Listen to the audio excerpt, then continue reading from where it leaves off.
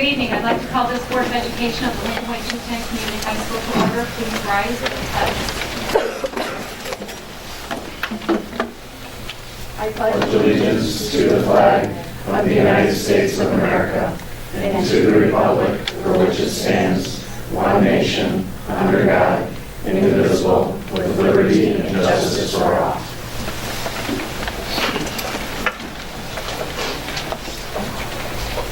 Roll call, please. Mrs. Glatz? Here. Mr. Kozel? Here. Mr. Lucetti? Here. Mr. Kirking? Here. Mr. Costick? Here. Mr. Lulo? Here. Mrs. Molinari? Here. I'd like to thank you all for attending tonight's meeting. We have one public comment. Reminder that you have 5 minutes to address the Board of Education. I will let you know when you're approaching the 1 minute mark. Marissa Barnes. Ms. Molinaire, when you speak, could you pull the mic closer to you, please? I will try. Thank you. Good evening. Now that we are well halfway past the mark for the school year, I thought it would be helpful to review some of the common phrases that we as a community are hearing during discussions as of late. The kids are okay. The parents are the problem. We can't move kids again. 2 moves in 1 year would be too disruptive. District 210 is running a surplus. We are in good shape. All the schools are the same. Everyone has the same opportunities. When North and West were built, the community had 2 full years to prepare for the positive change of the greater educational and extracurricular opportunities. But after North was closed, our kids were given less than a year to prepare for having less. For all of the students at Lincoln Way East, I believe that choice has drastically diminished their opportunities. Previously, we had strong programs at all 4 schools. In addition to being ranked high academically, the kids flourished during extracurriculars with strong teams, clubs, and booster organizations. Do we really believe that the kids are okay after being given less opportunities, less room for growth, more competition for fewer roles or positions on teams? Was any counseling provided to those who have trouble adjusting because they are in a new building or whose friends have moved to another building?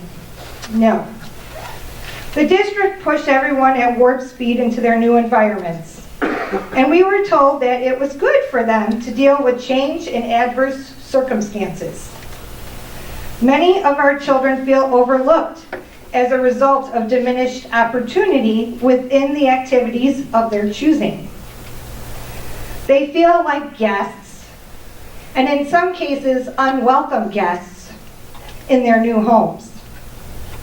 The kids are not okay. As a result of kids going through all that upset, the parents are sometimes not okay either. At the core of these challenges is the fact that we have overloaded Lincoln Way East. It currently houses approximately 43% of the whole Lincoln Way population. And that's just a rough figure because I don't have exact numbers.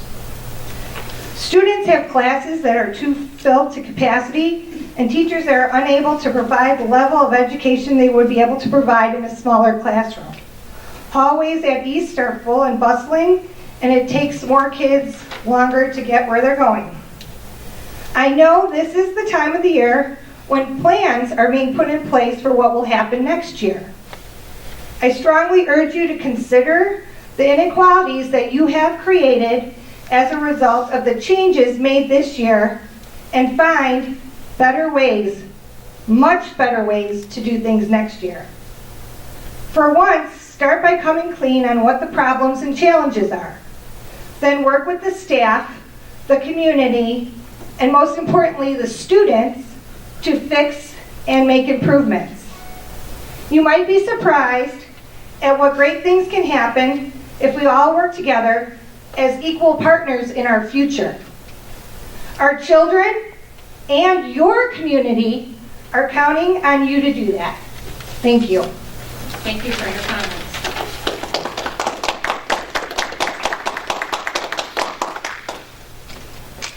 on to the consent agenda. May I have a motion, please, to approve the regular meeting I don't think your minutes of microphone is January on. 19th? Sorry. Regular meeting minutes of January 19th, 2017. Approval of the closed meeting minutes of January 19th, 2017.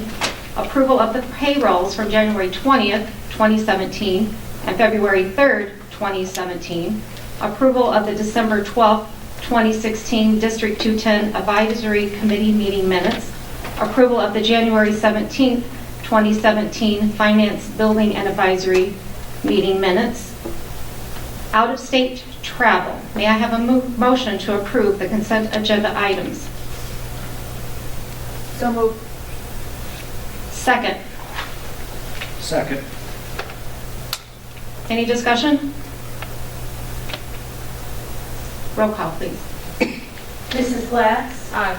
Mr. Kozel, Aye. Mr. Lucetti, Aye. Mr. Kirking, Aye. Mr. Costick, Aye. Mr. Lulo, Aye. Mrs. Molinari. Aye. Thank you. Student Council Presidents, please. Who would like to go first? How about, I'm going to put you guys on the spot. How about East? We have Ms. Kylie Mead and Mr. Raj Patel. Hello. This past weekend, Lincoln Way Student Council hosted Twerp 2017, which was Griffins in the Spotlight.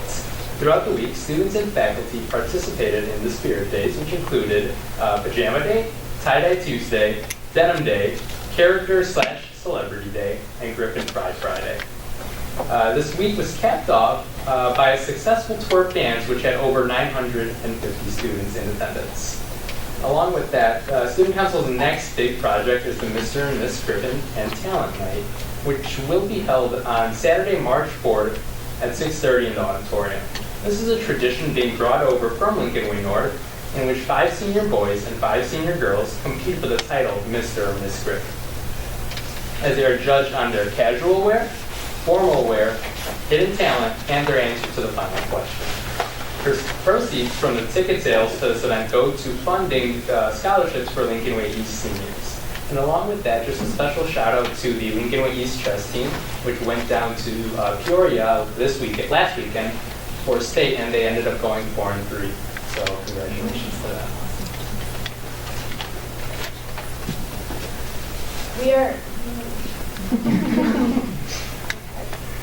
We are currently hosting a toy drive for the Pediatric Oncology Treasure Trust Foundation. This organization provides toys for young toddlers through teens who are going through chemotherapy treatments. New toys can be donated to the Lincoln Way East main office now through March 1st. And a special congratulations to our Lincoln Way East varsity cheerleaders who took first at state 2 weekends ago. This is their third state titles in the past 4 years. The team was greeted by dozens of cars, fire trucks, and police vehicles as they returned to town with parades, followed by their state trophy presentation in the auditorium. It was a really fun weekend. I went up there, and a lot of my friends are on the team, and it was really fun to see both former North students and these students just so happy for the same team. So, yeah. Thank you. We have Central, please. I see Kelly, Miss Kelly Newton. Joyce, bring Don't let that Okay. So for Lincoln Way Central, right now, Student Council, we had just finished our twerp dance as well. It was also on Saturday, February 11th, and our theme was A Night in the City. It went very well. We had a lot of tickets sold at the door, which was a nice surprise, always. Our Spirit Week went very well with our science teachers once again winning our Spirit Trophy, which is an incentive to get both students and teachers involved with dressing up in our Spirit Week, and they have won the 3rd time in a row for the last 3 times that we've done it. So science is dominating right now. And right now, looking forward, our Student Council is planning our Knight in Shining Armor and Prom Fashion Show little contest.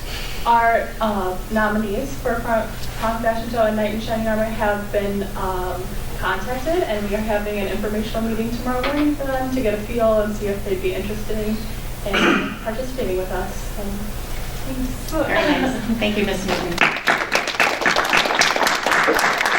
And Wes. Mr. Mitchell Alcazar and Ms. Samantha Mitchell. Okay, so this month, at Lincoln Way West, our students have engaged in many activities to help better our community. To start off with, on February 15th, we had our freshman open house where our activities, athletics, and academics came and we informed our incoming freshmen, the class of 2021, on the new everything that they can participate in and enjoy at Lincoln Way West. And then this past Friday, Lincoln Way West sent over 4 seniors to the junior highs. Sammy St. Ledger and Marco Patinato went and traveled to Liberty, and myself and Zach Paymaster went and traveled to Manhattan Junior High, where the counselors gave a presentation on the incoming information for the freshmen, and then our seniors, we just answered some questions that the freshmen may have had.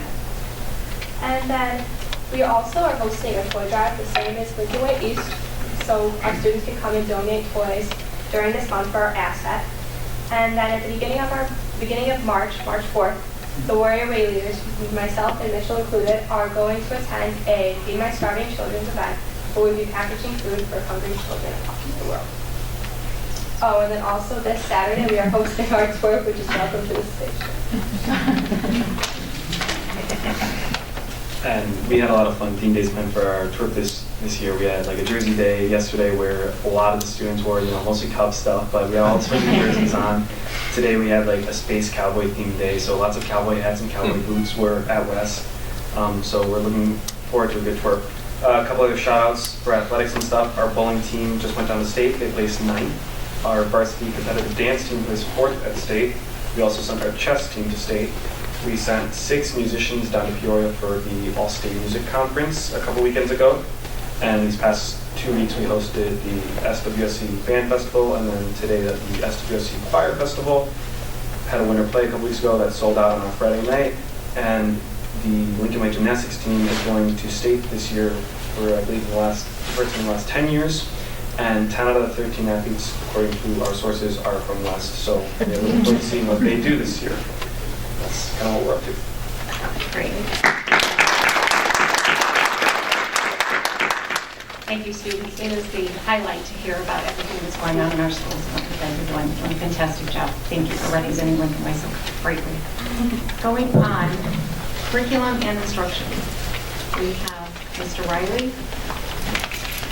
Yeah, we're going to start with a review of one of our board goals, and it was to finalize and finish out the teacher evaluation process. That's been a 4-year process. The state put it in 4 years ago, and then we worked with a group of 5 teachers and 5 administrators on this para committee or evaluation group, and just want to show you the end result. It's really been very effective.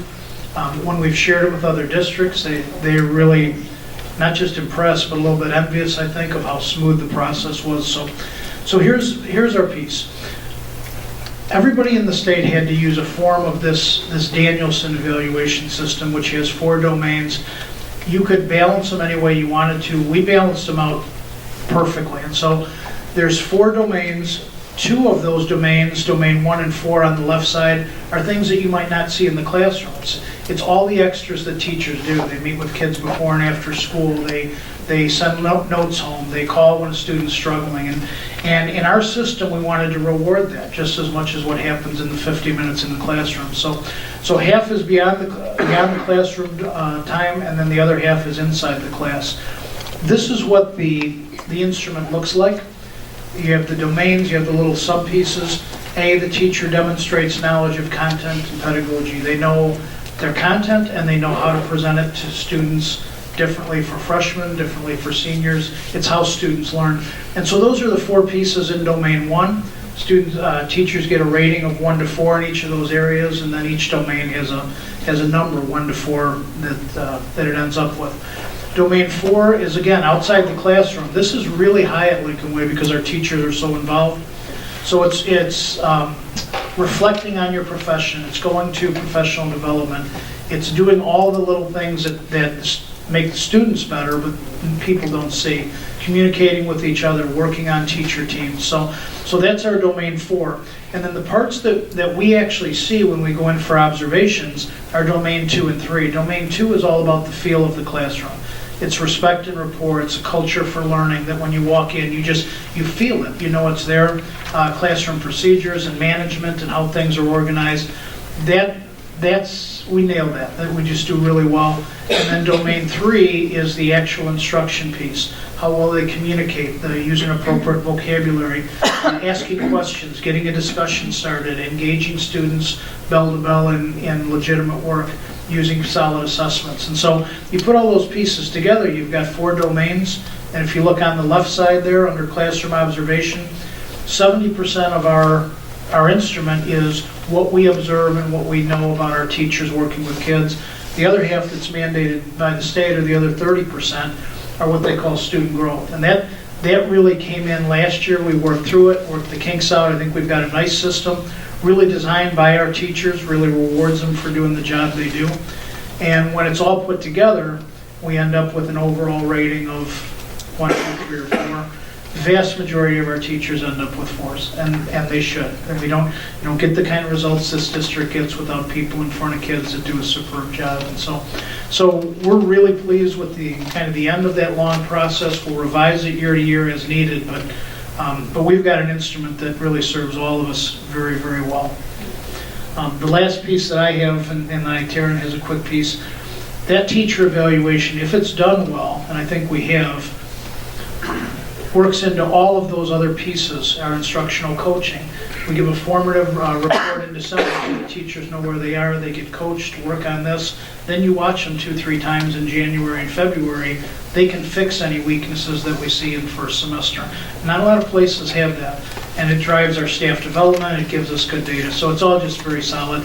There's the members of the evaluation committee, people who put in 2, 3, 4 years of work to get us where we have it. So I'm very, very pleased with that. And again, it's always in process, but the bulk of it's done, and it's a good instrument. So, Karen?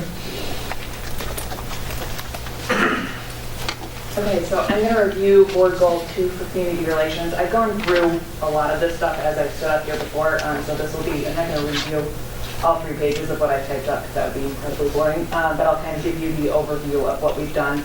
A lot of it you're aware of, obviously. So the goal number 2 was streamline and improve communication tools to promote student achievement and enhance community connections through open communication channels. Basically, there were 4 activities to reach this goal of the objective of adjust community programs to be timely and cost efficient. The first was continued scheduling and evaluating informational events with community groups and parents. 2 examples of that are obviously our strategic planning committee. And then the survey to that was key too. I think the follow-up and the evaluation is a big step of that to gain community feedback, see how we can do it better next time.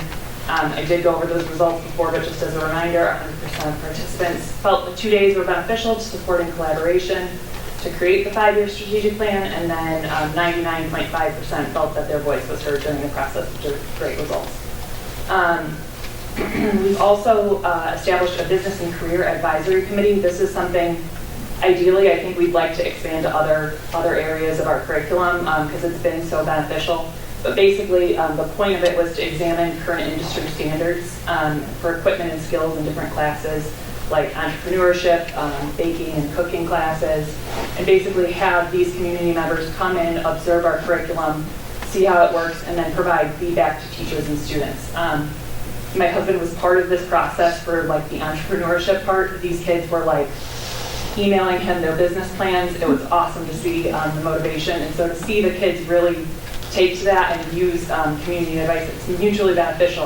Community members can come in and see the up and coming talent and the interest in these businesses, and the kids are able to develop business plans or see what skills they'll need to progress in certain fields. The second was to establish a communications advisory team that is in the process right now. I decided to do this after we did the strategic planning process because we had such a great group help us in our communications, or our PR section of our communications of the strategic planning committee. And so I reached out to that group. We have, I believe, 6 or 7 right now who are committed. I am talking with other people through Inspira, which is a network for PR for schools, and seeking out ways those groups work and figuring out exactly how those groups work, how they're most beneficial. And so we have people committed. We're looking at our first meeting, I believe, in September, and then we'll do quarterly meetings where This group will go out and talk to other community relations professionals and ask them for tips, best practices, what's worked well for them. Inspira has really been a great source for that in terms of seeing what's worked well with social media for other schools, creative ideas, and how we can improve those things here at Lincoln Way. And that kind of flows right into CE outreach to local districts. We've met with, I've met personally with community relations departments of different schools to go through brainstorming sessions with them. There's an online community also where you can post a question as a community relations director, get feedback. You can help other people and give feedback, which is super helpful. It's just you feel like you're kind of a community and able to take other experiences that schools have gone through and apply them to your own to, again, improve your community relations. And then the last is to involve students in community outreach and service projects. They need no help there. They have done a phenomenal job this year. There's a list on this report excuse me, of 11 things that just stand out, and they're the tip of the iceberg in terms of what these students do to be involved in their community and make their community better. And that's not just local, that's not just here to District 210. There was a pencil drive like 2 or 3 months ago here at Lincoln Way Central where they delivered 3,000 pencils to Haiti. So it's not just here, it's not just improving their local community. These kids are making differences worldwide. So big props to you guys. Oh, they're gone. Big props to them. Any questions at all? Thank you. Moving on, we are going to change the order of the agenda. I would ask that the board accept my recommendation to move superintendent's report up to the top of 4 action items, give me an opportunity to present a couple of items that will help the discussions further in the meeting. We'll do a roll call vote to do that if the board president so allows. Yes, that is, do we need a motion with that, Dr. Taylor? That motion, we just need a vote to approve. That? Yeah, to move the, adjust the agenda. You have a motion to make the adjustment for So moved. Second. discussion? Roll call? Mrs. Blatz? Aye. Mr. Koso? Aye. Mr. Luchetti? Aye. Mr. Kirby? Aye. Mr. Costa? Aye. Mr. Lulo? Aye. Mrs. Molinaro? Aye. Okay, if I can refer you to your backup materials in the superintendent's district report, we put 4 different variables on there, and really I want you to take the next couple of weeks to think through these. I apologize it wasn't out there sooner, but just to kind of give us a flavor of what could potentially happen. So the first scenario would be the stop-loss grant for general state aid, meaning the hold harmless, we continue to get what we received last year, this year, and then next year in terms of state aid. So this first scenario would have the stop-loss grant. It would also have no property tax freeze. So you would see a CPI of 2.1%, new construction at $63 million. That's a reasonable estimate. One change to revenues, receipt of 3 categorical payments instead of 4. May be realistic, but this is an assumption. These are projections. It's something to look at and something we can kind of work through as we see what direction things take in Springfield. So that's your revenue side.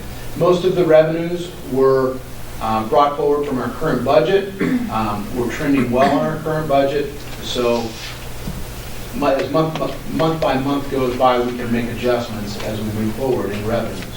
Expenditure assumptions, a $1.5 million increase in the salaries. Now that's high.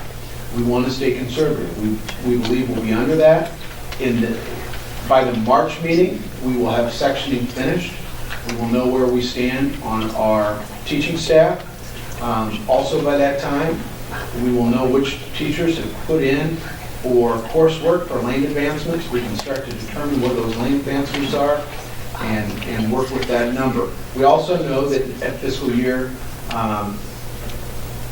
the next budget, at the close of the fiscal year, we will see a number of retirement payouts as a number of retirees are retiring, and those payments will be on the June 20th payroll, so we have to account for that as well. We believe the benefits will stay flat based upon our current fund balances associated with our insurance. And we applied a 3% increase to IMRF, FICA, and Medicare. Purchase services, dues, and fees are annualized actual year-to-date plus consumer price index. Supplies were annualized from actual year-to-date plus CPI, plus $500,000 for additional technology supplies and potential increases in gas prices. If gas were to double as we see today, that would be a potential increase of in excess of $100,000. Capital outlay budget set at $500,000 for some new technology, other equipment costs, and then special ed tuition assumptions in fiscal year 17 plus CPI. Now, I will bring notice to capital outlay is just an increase of $500,000. We should, barring any surprises, have our life safety ready and in place for this next meeting. We know we have $5 million to utilize for capital improvements over the next couple of years. Over the next couple of years, as we are spending down that balance, we will need to put ourselves in position when that balance is gone to be running surpluses at a level to where that amount can then be shifted to capital projects. You know, we're anticipating somewhere in the neighborhood of 1.5 to 2 million a year in capital projects, roofs, improvements, and so we would need to run surpluses in excess of that. For board discussion, you know, we need to determine that target of surplus. And we can kind of do that by looking at some of these models. You know, from my standpoint, a minimum would be 2 million at this time, but by the time those by the time that capital projects fund is reduced, we have to have another $1.5 million on top of that 2 million in surplus to continue to move forward. So with this scenario, we would see a surplus somewhere in the neighborhood of $2.8 million. We believe this is a conservative estimate, that this is, I would say, a best case revenue side in terms of 3 payments from the state, plus hold harmless, plus no changes in our income property tax structure. If we go to the next one, stop loss with a property tax freeze. So property tax freeze, we would still receive new construction growth, and in the latest proposal, we would still receive the first half increase of the fiscal year and not the second. Once again, receipt of 3 categorical payments instead of 4. Expenditure would stay the same. We would stay the same, and so what ends up happening down at the bottom, as you can see, we would be at a surplus of 2 million, right around $2 million. Scenario 3 would be no stop loss grant for general state aid, no property tax freeze, so we get the property tax increases of CPI.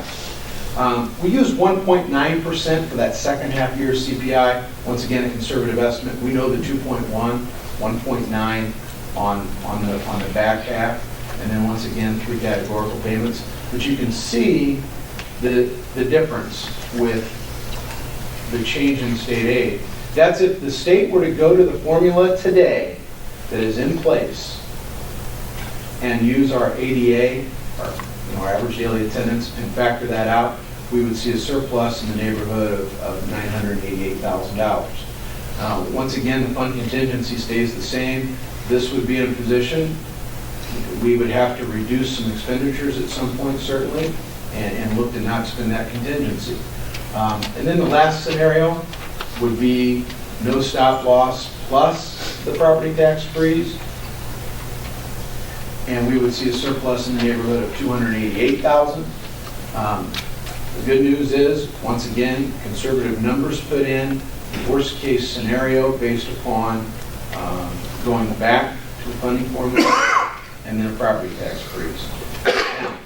Now, as we kind of look forward, and we really don't know what's going to happen in Springfield. We don't. We know we have a pretty good handle now on our expenditures.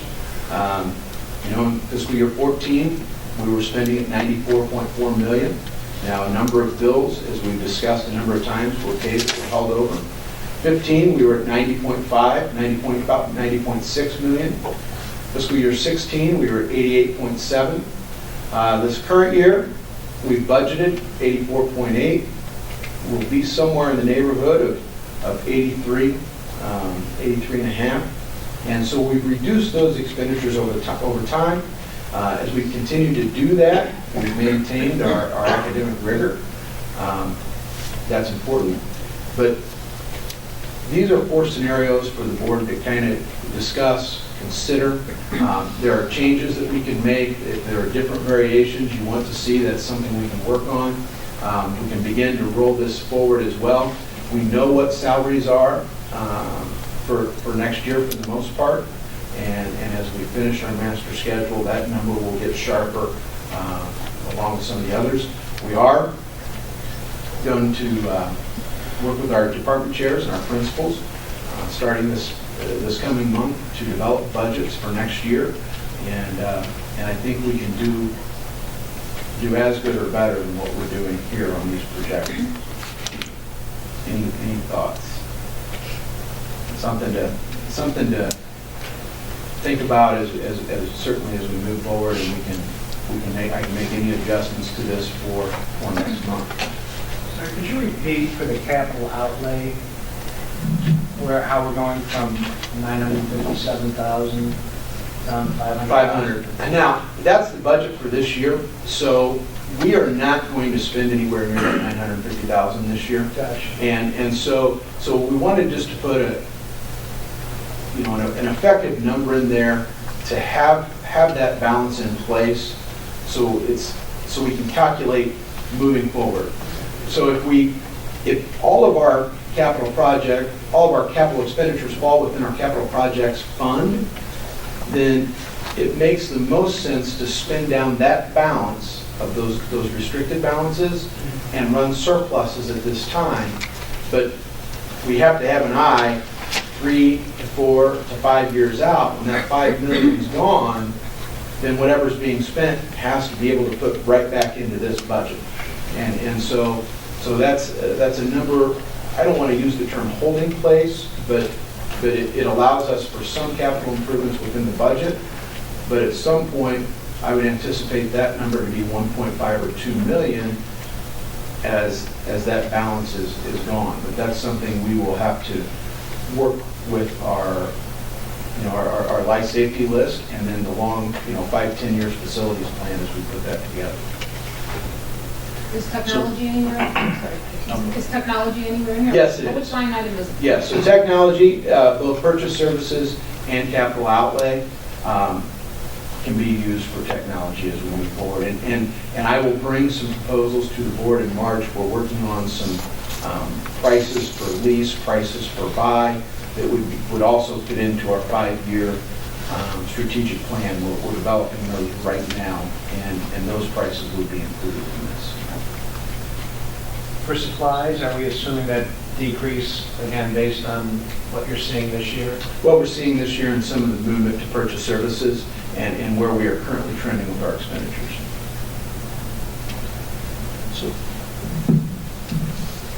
So I think this is important because we're starting to talk about things where we're trying to plan for what, fees for next year, et cetera.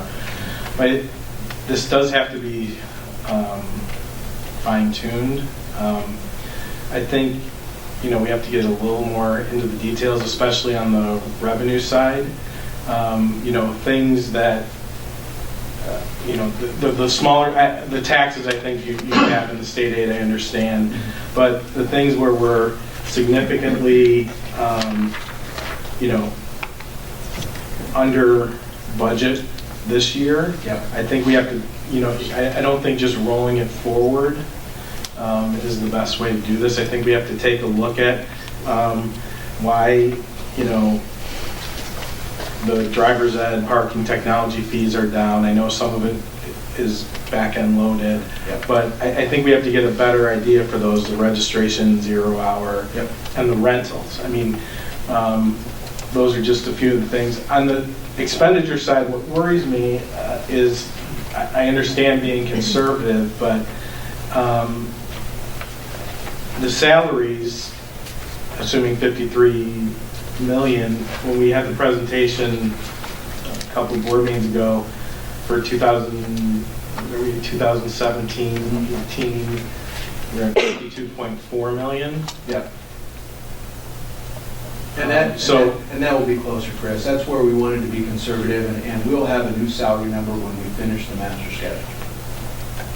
I feel the 52.4 is a much better number as we look through this. And then how did you roll forward, like the bus lease that was paid the prior year? How did you roll forward? We haven't adjusted bus lease. We haven't done anything with the energy if the board decides to go tonight.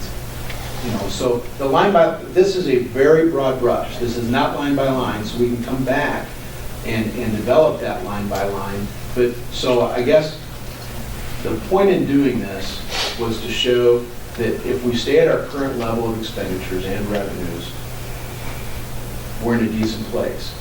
We have to continue to fine tune that, and I understand that, and we will do that as we develop the budget for next year, line by line, and that process has started and will continue to move forward this spring.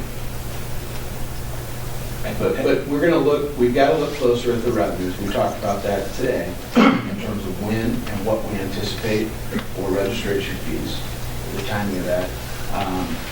The sign-ups for 0 hour and summer school started last night, so we're tracking those. So we still have work to do on this. This is an overview. And I think we need to go out more than just 1 year. This has to be, when we're talking about starting to build in the capital projects budget and everything, it has to go out, a lot longer, 5 years. Because I think, when we're talking about just 1 year, you still have the levy from the previous year if there's a property tax freeze. I mean, if you looked at this, it's a lot in worse. The second year would be a lot worse. So, I mean, if you start, signing contracts or something on these things, you have to take that into consideration, because I think this is a little rosier. If there was a property tax freeze, you look at the following year. The fiscal year 19 is not going to be. It's going to compound. Yes. No, I agree. It'll be a compound. The second year out is not, and we can come back with the next year with assumptions of salaries. Yeah. Once again, we'll do the variables just like we did them, and then kind of wait to see where the chips fall in Springfield. But we can do the different variables and come out with we'll try and develop next year, maybe and possibly another one. Our expenditures will be tied to salaries, and where we have a pretty good idea next year, the next 2 years we don't know yet right now. But we could anticipate, we could do one of CPI, 1.5 of CPI, and one of no increase. Go ahead, Joe. No, first off, thank you. This was what I think I was at least starting to look for. Okay. So now we're looking out a little bit on the horizon. So publicly thanking you for putting this out and letting us get a chance to look at it.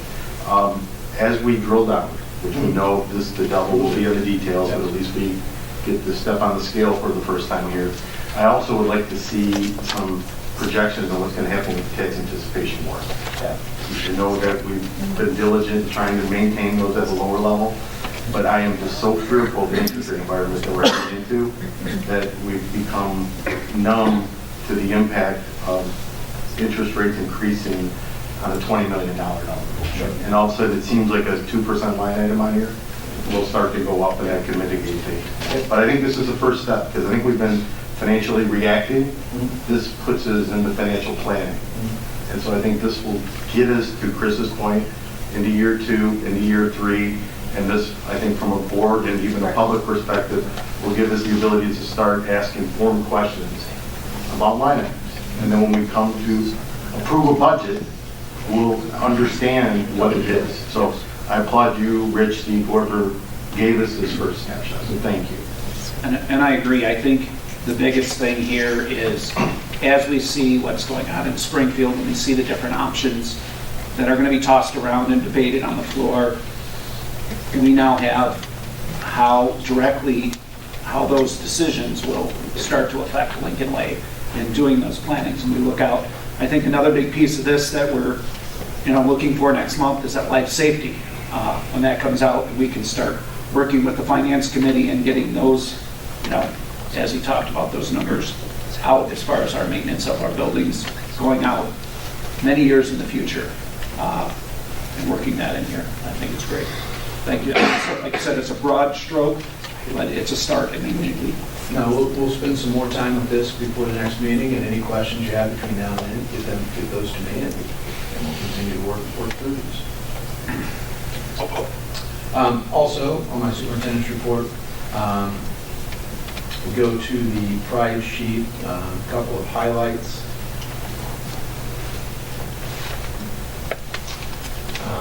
Once again, St. Balthur's kids did a fantastic job, and I know Chairman McCall will follow some of this. Voice of Democracy, Lincoln Way Central and West students were honored at the Veterans of Foreign Wars banquet. Central had their signing, and then obviously Lincoln Way East, congratulations to them for winning state championship in cheerleading. Lincoln Way West Pep Band has been selected to perform at the IHSA State Basketball Finals. So seven Warrior Band members will go down to Redbird Arena, so that'll be the girls' championship on March 4th, so that's always a great honor. Also, IPRF, I wanted to include our IPRF information that was sent to Rich. It's our 5-year analysis of our claims, and you can see significant reductions in our claims. That's due to the effort of some of our training, some of our additional safety, some of the mats that you see throughout the building. So as our claims decrease, our rates get better. So I congratulate Rich on a fantastic job.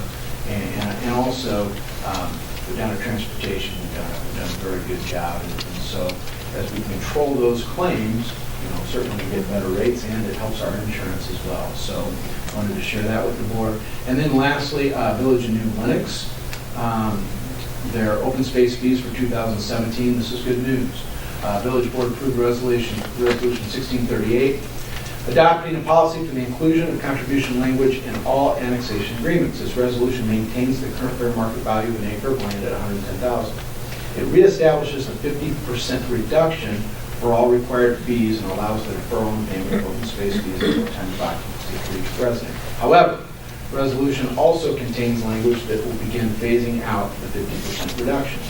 So beginning January 2017, the reduction will only apply to developers and their affiliates that had ownership of the property prior to 2011. The village will be tracking this information, and only the permit holders that meet this qualification will receive the reduced fee. In an effort to assist each taxing body in determining which lots are permitted a reduced fee, the village will give each builder a reduced fee form to submit for payment. The form is not submitted and full payment is required. So it's good news that any new developments will begin to receive 100% of those impact fees, and that's something we'll track and report on as we move through. That concludes my report. Thank you, Dr. Tingley. Moving back to Section E, to action items. May I have a motion to approve presentation of invoices for January 2017, please? So moved. Motion to approve invoices totaling $1,833,765.83 dated February 16, 2017. Thank you. May I have a second, please? I'll second. Any discussion on the invoices? Roll call, please. Mrs. Glatz? Aye. Mr. Kozel? Aye. Mr. Luchetti? Aye. Mr. Kirking? Aye. Mr. Costick? Aye. Mr. Lulo? Aye. Mrs. Molinari? Aye. Treasurer's report for January 2017. If I could refer you to your treasurer's report found in your backup materials. For the month into January, recognized revenues just over $2 million, expended $6.4 million. Total cash fund balance as of January 13th is $14 million. Total fund balance, accounting for warrants and loans outstanding, then it would be negative $5.7 because of our TAWs. Fiscal year has total operating revenues of $41.6 million, which is a 2.6 decrease from operating revenues recorded for the same time period. Actual operating expenditures fiscal year to date are 9.1 less than the prior fiscal year to date, total $47.6 million. Most significant factor in the 2.6 decrease of the district's operating revenues year over year is due to the delay in mandated categorical payments from the state for transportation and special education services. And also our federal revenues received are less. We're currently awaiting a reimbursement for IDEA funds in the amount of $407,000, which will bring revenue in line with the prior year. I know all the approvals for that IDEA have gone through, so we're just waiting to receive that. District's operating expenses have experienced a 9.1% decline. Year over year in total, 7 months or 59% through the fiscal year have expended 56.1% of our budget operating dollars. We're tracking as expected as far as the timing of total dollars spent. In addition, we're continuing to experience declines in almost every category of expenditure. I would ask if the board has any questions at this time. Kelly and I will do our best to answer those. I know there were some questions Tuesday evening in terms of the student fees breakdowns. We're looking at some historical of those and see where we're at and see if we believe we will attain those levels as we close the year. But I'll answer any questions you may have. Can we have a motion, please, to approve the treasurer's report as presented for January 2017, please? So moved. Second? Second. Discussion. Questions? Where are we at with the TAWs at this point? TAWs, we have borrowed $20 million, Chris, and we anticipate, depending upon how things go with the negotiations for property, we would need that money by the close of March. And so that's what we're waiting to see how this works, but we would anticipate by the close of March borrowing the additional $3 million if we need to. And then that would be all we would need from the bank as we utilize the balance of our insurance pool for the remainder.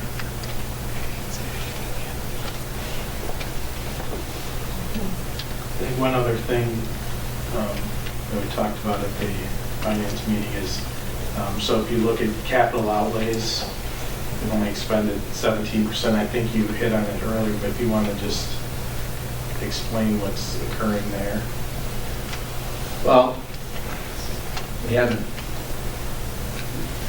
two things. We have not been, let me get to my operating funds here real quick.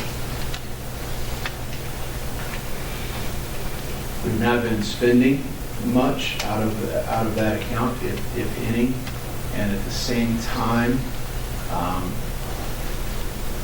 some of the capital outlay has gone to purchase services, correct, Kelly? And so it's a recategorization of those expenses, and at some point we will realign the revenues with those expenses as we work through the year. But in terms of capital projects, we haven't done any to this point.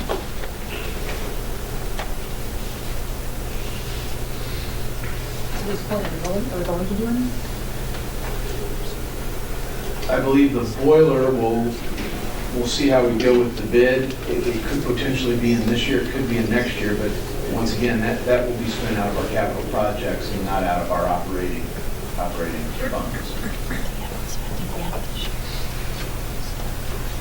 So you do plan on adjusting the budget to reflect more accurately before June 30th? Yes, and help me out, Kelly, with the accounting part of it. If we're going within the fund, we talked about that Tuesday night. Right, so line item budgets are allowed within a fund up to, you can transfer up to 10% of the budget of the expenditures within a fund. My previous district, we used to do this without board resolution. but I know that last year there were some changes that were made right at the end of the year, and there was a board resolution which showed the changes, why they were being made. I think that happened in May, so that would be my time frame to kind of accumulate everything and bring it to you then. Thank you. Any further questions? Quick question about next year, and maybe you should have probably other discussions. I know we were able to avoid borrowing $4 million because we're deferring the insurance payments till the end of this fiscal year. Do we anticipate being able to do that again next year to avoid? Yeah, and it won't be the entire 4. And so, yeah, so it should be less, and whatever we borrow, and then we turn around and whatever we close the year as a surplus. Okay, so we close a surplus. Next year we're operating a surplus. Our goal would be to get below that 20. We want to be at the $20 million threshold with the bank, because as we know, Old Second was willing to fund at the 20. Quite a few more meetings, quite a few more discussions to get to that 23 million. If we can be at an area where we only have to rely on the bank of 20 million, depending upon what we do with land sales, depending upon our insurance, I think that's a very realistic goal next year, very realistic. So I guess to answer your question, will we be in a position to do that next year again? I would anticipate that. One of the goals we'll discuss this evening would be an insurance committee, and that's something we can discuss. We didn't anticipate our balances to grow this fast. It's been a healthy year. We're happy for that. And so that's something, yes, we would look at doing again next year. Should we look at expanding our banking relationships? We had conversation with a number of banks, and I think that's something we'll look to do again. And I think discussions with your PMAs of the world is something we will have to do before next fall to make sure we are covered in the case of any movement. I talked to 3 other banks who weren't willing to go into TAWs, but with the landscape and the timing changing, you never know. Scott, with kind of piggybacking on that, also looking at maybe just starting to investigate. I know we don't want to probably have the conversations till we get closer to close out the year and see what the actual numbers are. But at least look at some investigating some of the alternate financing we talked about at one time with other government entities, with the state, and keeping those conversations going to make sure that we have all options available for us next year to try and save the most money possible.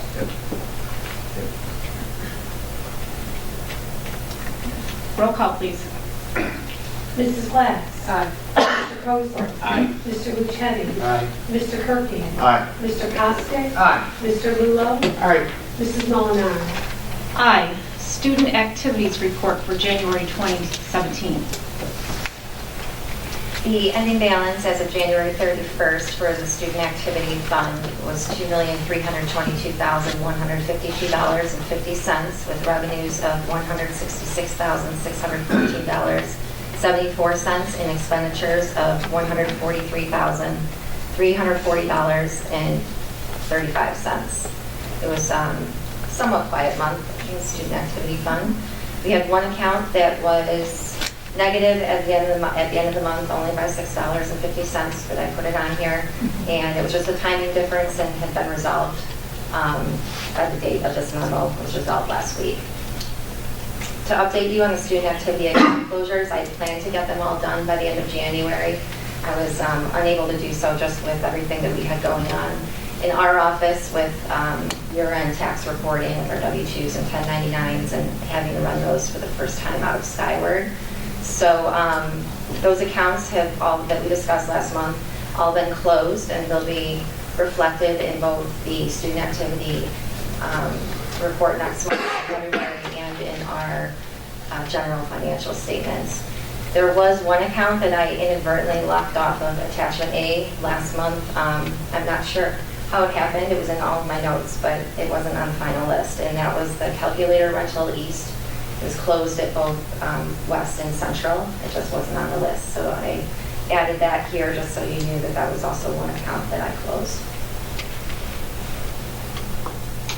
Thank you.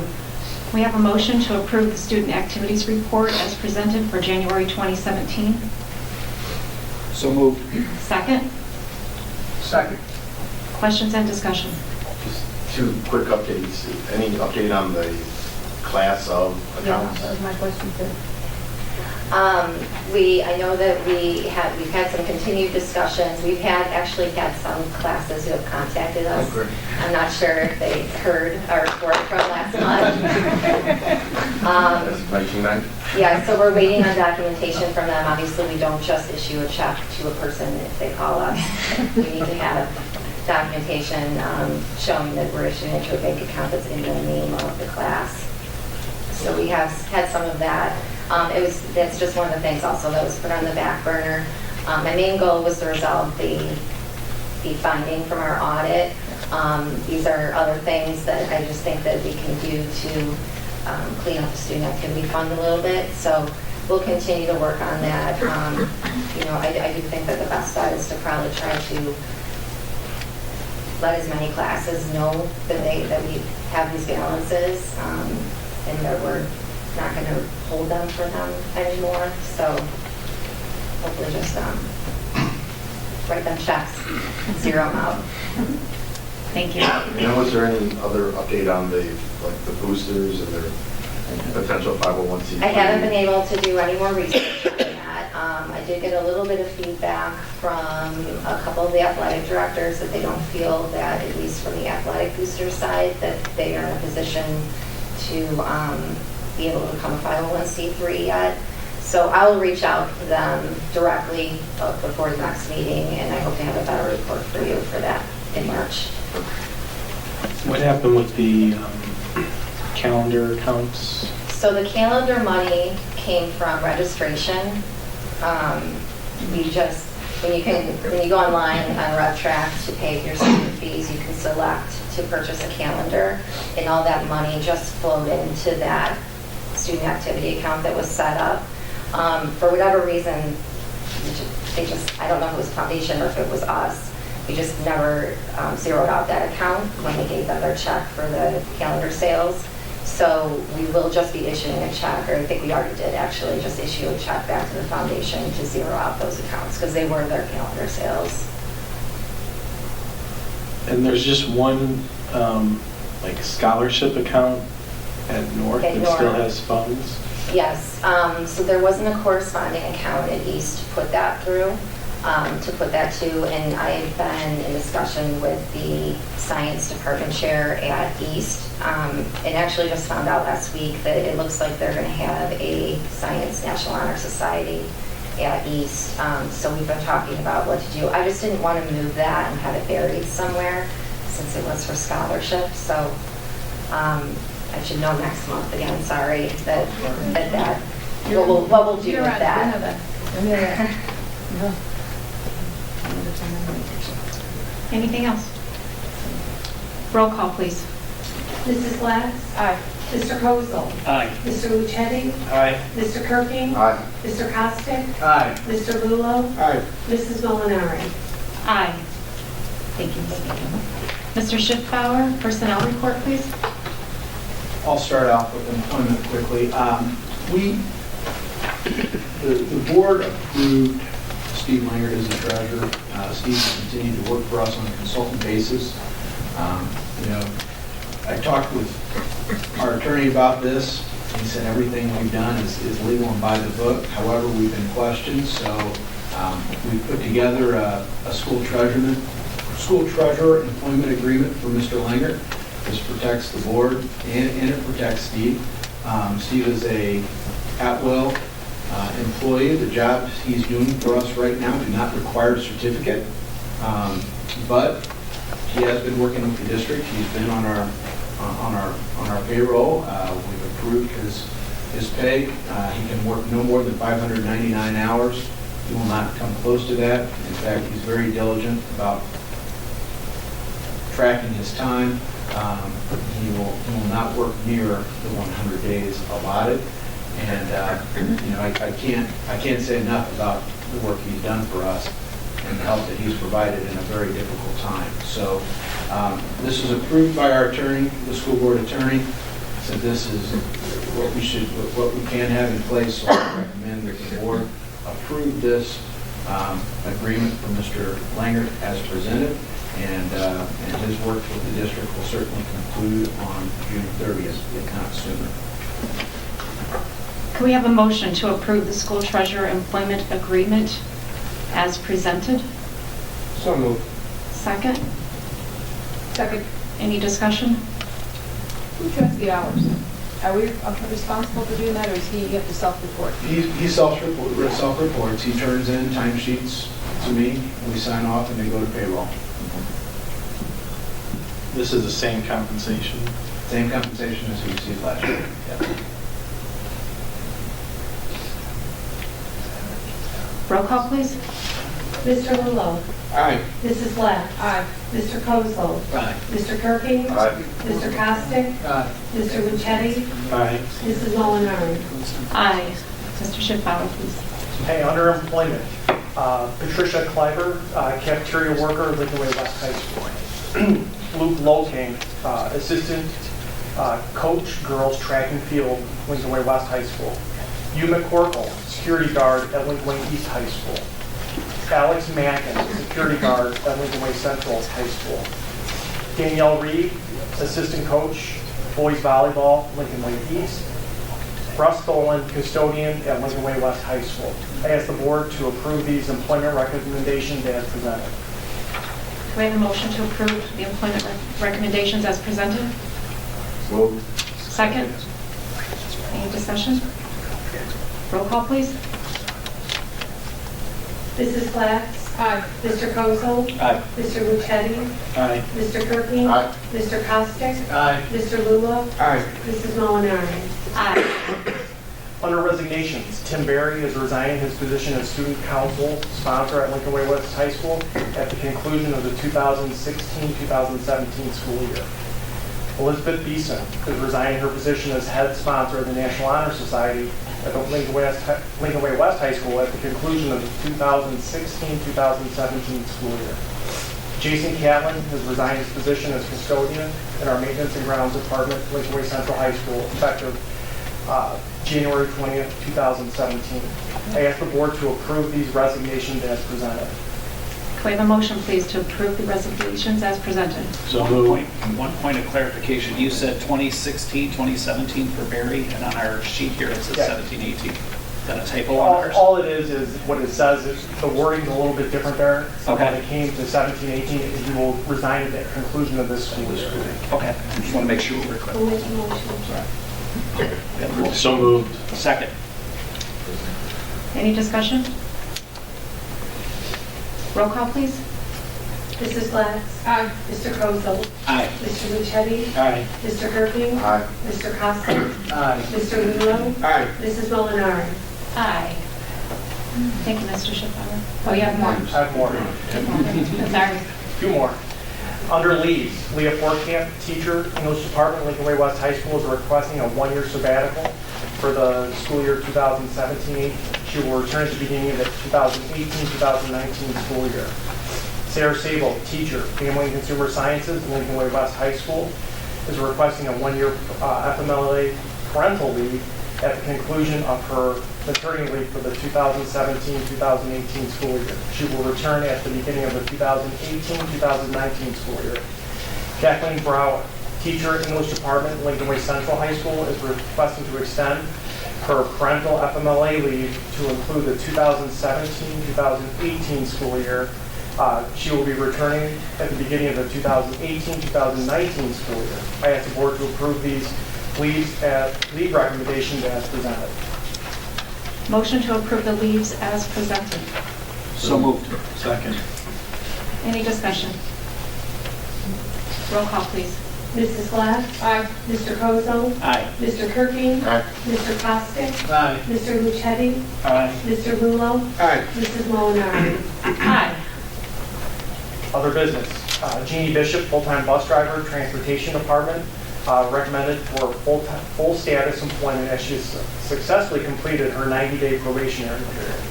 Robert Jenkins, full-time bus driver, transportation department, recommended for full status employment as he has successfully completed his 90-day probationary period. Brittany Thomas, sign language interpreter, Lincoln Way Central High School, recommends full status employment as she has successfully completed her 90-day probationary period. I ask the board to approve these full status employment recommendations as presented. We have a motion to approve the full status recommendations. So moved. Second. Any discussion? Roll call, please. Mrs. Glass? Aye. Mr. Kozel? Aye. Mr. Kirby? Aye. Mr. Costick? Aye. Mr. Luchetti? Aye. Mr. Lulo? Aye. Mrs. Molinari? Aye. Thank you, Mr. Schiffauer. Property and casualty insurance. You received in your backup materials renewal for property casualty and liability insurance. The insurance expires this month. Last year, we moved to both a new broker, Mesro Insurance Services, and new carriers, and it reduced the district's total cost across all insurance lines from $683,000 to $437,000. Mesro Insurance Services merged recently with Alliant. Therefore, Alliant Mesro Insurance Services brokered our renewal this year. We attached the documents of a proposed insurance program chart, responses Alliant Mesro received from marketing our program, and then a premium summary. The renewal increase is $2,552, and so that's good. Alliant Mesro and the various carriers have provided satisfactory service, and not one of our claims has been denied this past year. We've authorized Alliant Mesro to bind coverage effective February 12th, pending school board approval. And just some side notes. WRM is the insurance company that's writing quite a few districts, and Mesro is able to write WRM. And so that was one of the key factors in us getting the rate decreases we did last year. So we've stayed with Alliant Mesro as they've done a fantastic job, and we asked for renewal for 1 year, and we will bring this back for consideration again in a year. Can we have a motion to approve the insurance of property casualty and liability insurance? Motion, please. So moved. Second. Discussion. Scott, on the last page, there's some optional quotes for increasing crime, purchase of cyber liability, and a foreign package.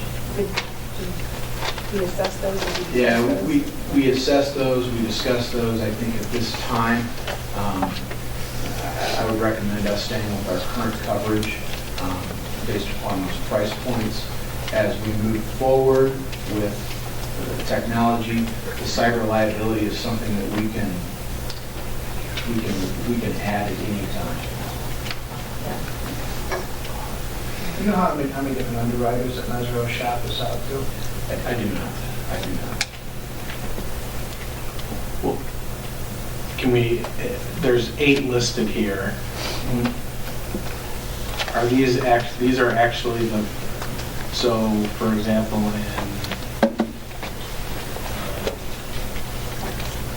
in lead filters, it's in excess of 500,000.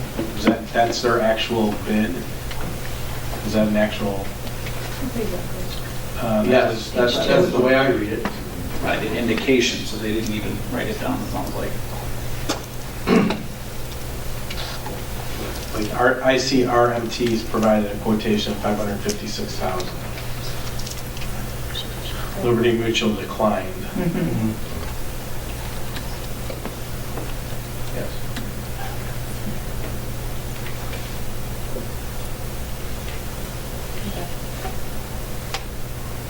Okay. Any further questions, discussions? Roll call, please. Mrs. Glass? Aye. Mr. Kozel? Aye. Mr. Luchetti? Aye.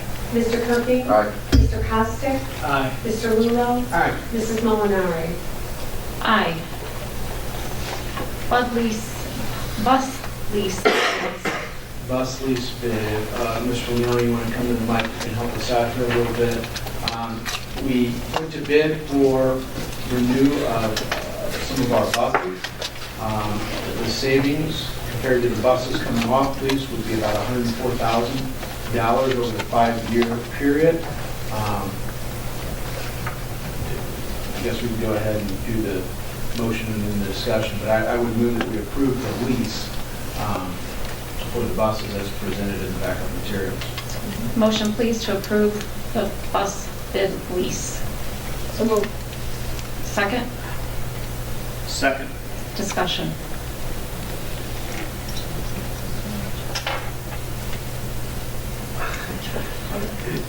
So with the 15,000 mile a year cap, I mean, is that, that's the adequate mileage cap? Is that what we typically? Absolutely, yeah. We monitor them very closely to try to keep the buses at or below 50,000 a year. And so if we have to rotate from year to year, so some buses might go over in a year, then we'll put them on a route the next year that's shorter and they'll go under, and we keep them, we strive to keep them below, because we have, like any lease vehicle, we would have to pay for an overage, and we don't want to pay an overage. So it's the overage at the end, not per year? The overage, yeah. Is there any kind of escape clause in this lease? After, that we can break it after 2 years if we needed to? I'd have to look more closely. I'm not aware of that right now. Yeah, typically these are straight leases. We can look and see if there's a buyout, but typically these are straight, transportation straight leases. So that wasn't, No, go ahead. so that wasn't taken into consideration, the lease needed to be terminated? No. And how many buses do we have then coming off lease in the next couple of years? Just to kind of give everybody a frame of mind here. Sure. You may have a copy of this already, but right in your back. Yeah. It's the multicolored Excel spreadsheet, so you can get an idea. If you could just summarize it, Yeah, to help everybody understand what we're talking about. For the next several school years, we're going to have a number of buses coming off lease. If anything were to change in our operating, our intergovernmental agreements, we could always adjust whether or not we would go out to bid. So if we're in our first year, a 3-year intergovernmental agreement with our client school districts, if at for whatever reason, one of them were not to renew, or more than one would not renew at the end of that 3-year cycle, we just wouldn't bid out that batch that comes due. There's a staggered, right? Yeah, they're staggered. And I know the board in past years, we talked about this at the finance meeting, we used to lease buses or buy buses in massive quantities, and I know we've divided it up, so we're doing a little bit every year going through so we don't have the big hits.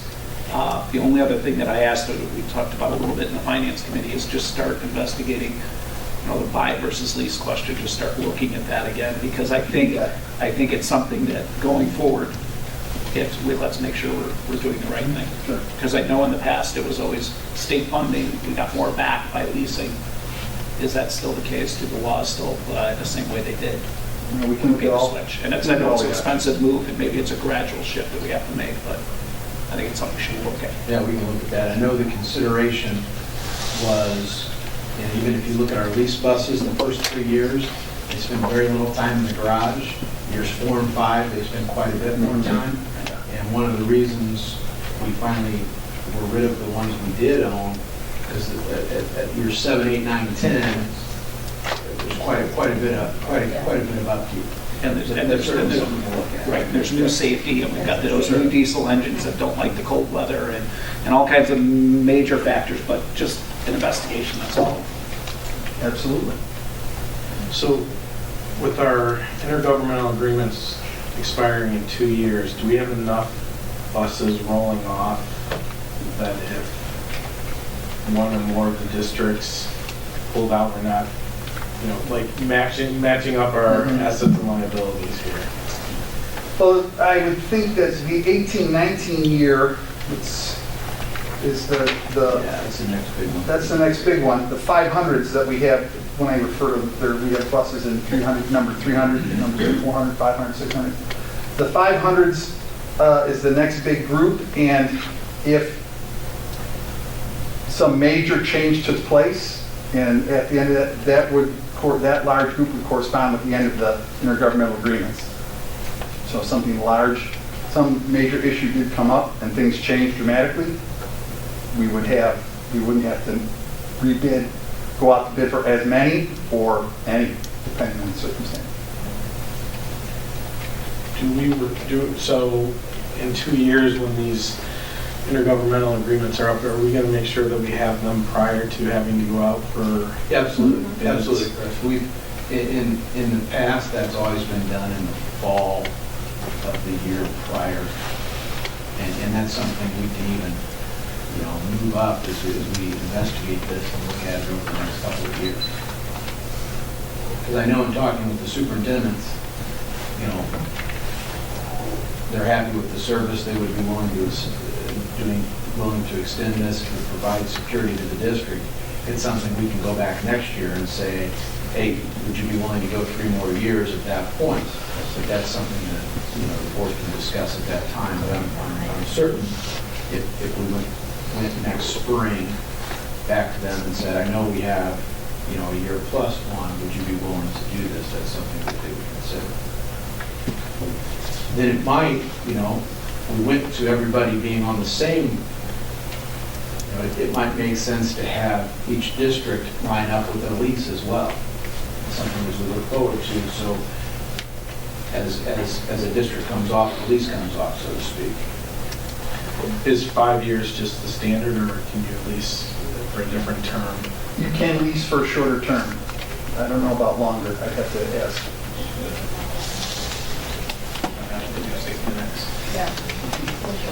No, I was just, if you're trying to match everything up. And then how, when the buses that we have now that are coming off of these, are those just, do we get any credit to those? How, I don't, the one that's, the lease that's coming off, we have to just turn those back? We just turn them in, yeah. If you look at the prices, it was indicated the reason we have such a good competitive price is because our buses are in good shape when they are turned back. And if you notice the 3 bids, one is quite a bit lower than the other 2. The last batch we turned back was before my time, but I have the paperwork on it, and the vast majority of those went directly from us to other school districts that purchased them. Our mechanics do a great job maintaining them. They're under warranty, so most of if there is major work, it's covered, and our drivers take care of them pretty well as well. So most of them went to other school districts.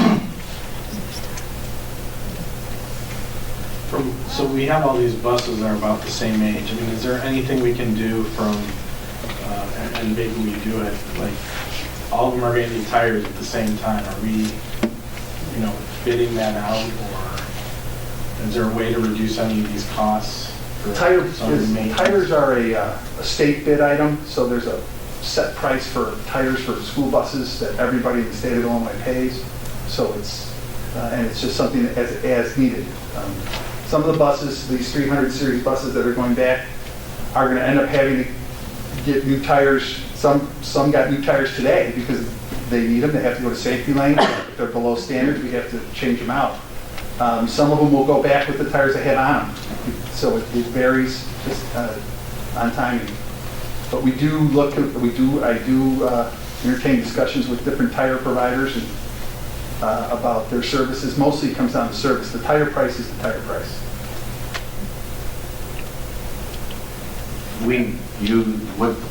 What providers have we used in the past to do these? For who leases us? Correct. Thank you. We have bus leases, I believe, with Santander.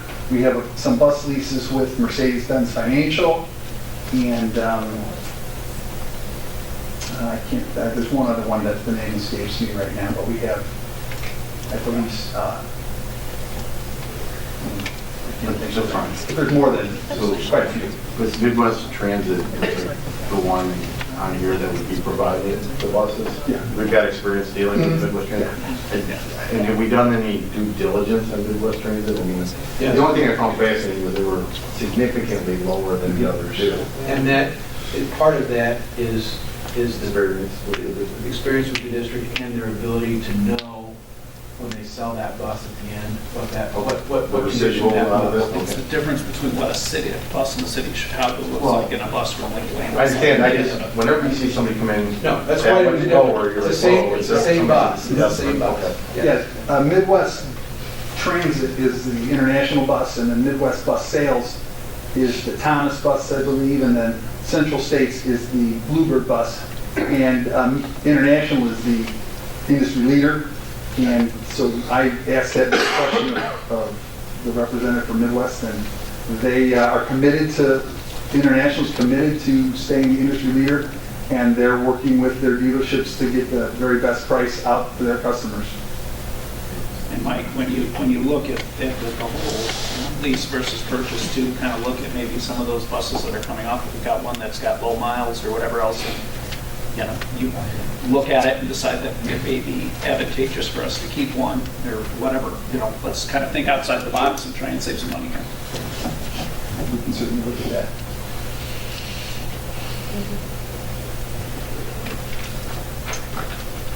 Thank you, Mr. Leo. Anything else? I was going to say, it seems our mechanics are do some props for keeping those buses up as well as they do, because you're telling me that the reason the Midwest is 20% low because they're getting good. The buses are coming back in great shape. The buses come back in good shape. That's a tribute to Dan Leonard and Tim Coots and Mark Tida and Chuck Martin and Chris Finelli. Those are the guys that do that for us every day.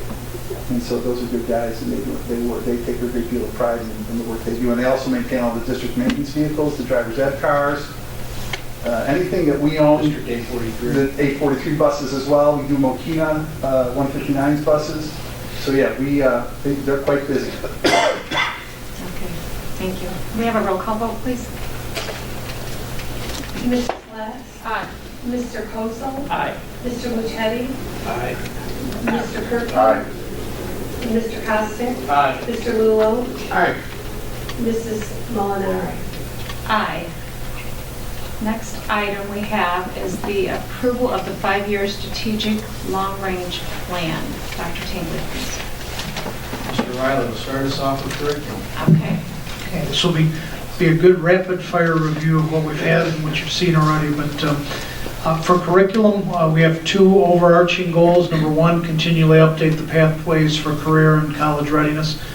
We're going to start at our March Institute about a 1.25 year process of looking course by course, comparing what we do now to what may be a little outdated. Some of our unit plans have been in place for 6 to 8 years, and so time to look at it and say, is our English 1 really preparing kids for what it needs to? And so I'm going to look at books all the way down through. And so that process is just getting going, and what career paths we're bringing in the Project Lead the Way, which is fantastic. So we've got some really good things happening. So that's where we're headed.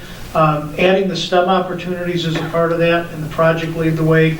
Definitely going to run it at least one of the buildings next year. We're going to see if we can run it in more, but that's a great step for us into a physics engineering college or career track. So it's great.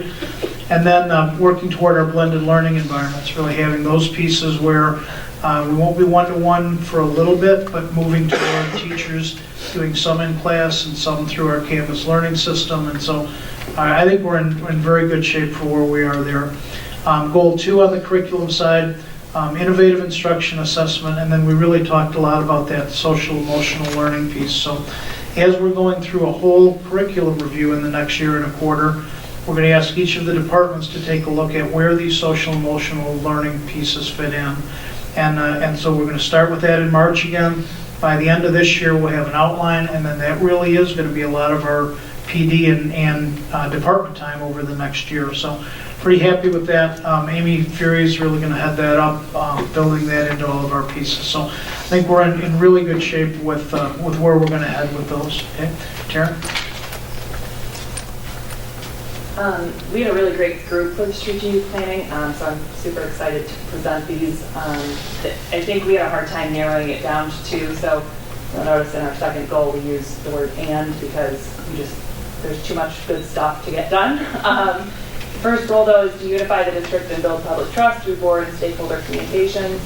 I talked with my group in the strategic planning committee and also other district leaders in PR. And state of the district meetings each year seem to be the best way to handle this.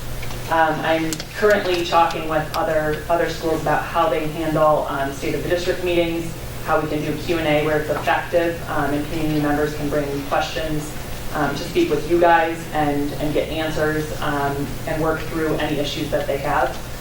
So that's ongoing right now into March, and then we'll work with the board in June to determine the best date for that. We were thinking at the beginning of the school year, it would be great to do a review of the previous school year and then be able to answer any questions. That's just our idea preliminary, but ultimately it's up to you guys. The second part of that is to implement board docs, which fortunately is already done. Obviously, there's a lot less paper and a lot more computers in these rooms. So you all have been trained, we have been trained, and I know it's a lot easier for the public to find the things that they need. So we'll continue to keep that on the website along with the transparency page to open that. And then goal 2 is enhance the district brand and identify opportunities to engage stakeholders. This is where we kind of couldn't narrow it down. In our strategic planning committee, there were a group of people, I want to say out of the 8 of us, there were 3 or 4 who did not receive regular communication from the district. These were people in the community who didn't use the internet often, they didn't receive a mailer from us. We don't do mailings at this point, they're expensive, and they didn't have kids that were in the school system. So we need to find a way to reach those stakeholders. I have talked to the Innsbrook community and asked for their suggestions in terms of buying into either email lists or mailing lists that identify people in certain groups that may not be receiving communication. I will have an update for you by June, but likely before then, in terms of how we will identify and reach those people. So right now we're in the process of researching with other districts what they're doing. I got a ton of great feedback. Especially in terms of the internet, but we need to look at people who aren't necessarily using the internet regularly to find a way to speak with them. And then establish a community relations committee that meets quarterly to discuss best practice, emerging tools, and other communications opportunities. Like I said, we had a great group, lots of different expertise, lots of different personalities, so I'm excited to see that come together. And that's ongoing right now as we've established. And then the meeting, the first scheduled tentative meeting is for September, but they will receive email communication from me before then on what to be prepared for, what we'll plan to do, and anything I'd like them to, necessarily brainstorm or reach out to other districts beforehand so that they can share with the rest of the group how this will work. And then last but not least, update the district logo. I have been really excited about this since April. Unfortunately, the strategic planning group agreed that it is time, so hopefully you all agree as well. I was talking with Chris about it earlier, actually, and we talked about opening it to designers, students, anyone in the district as a form of a competition where we could decide what the reward would be at the end. My PR budget is not huge, however, it is doable.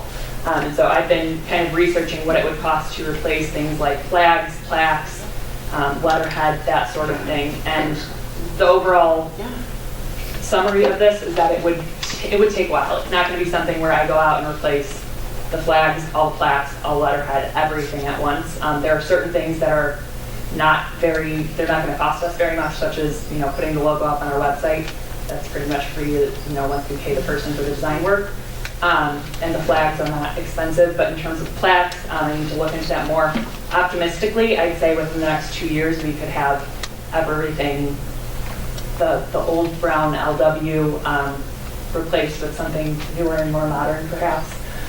So that is, again, up to you, but basically what we'll do is bid out logo design work, so create some sort of competition, notify the press, notify the students, have everybody submit what they think would be the best logo. You guys can give parameters, for what you want in the logo in terms of, is it monochromatic?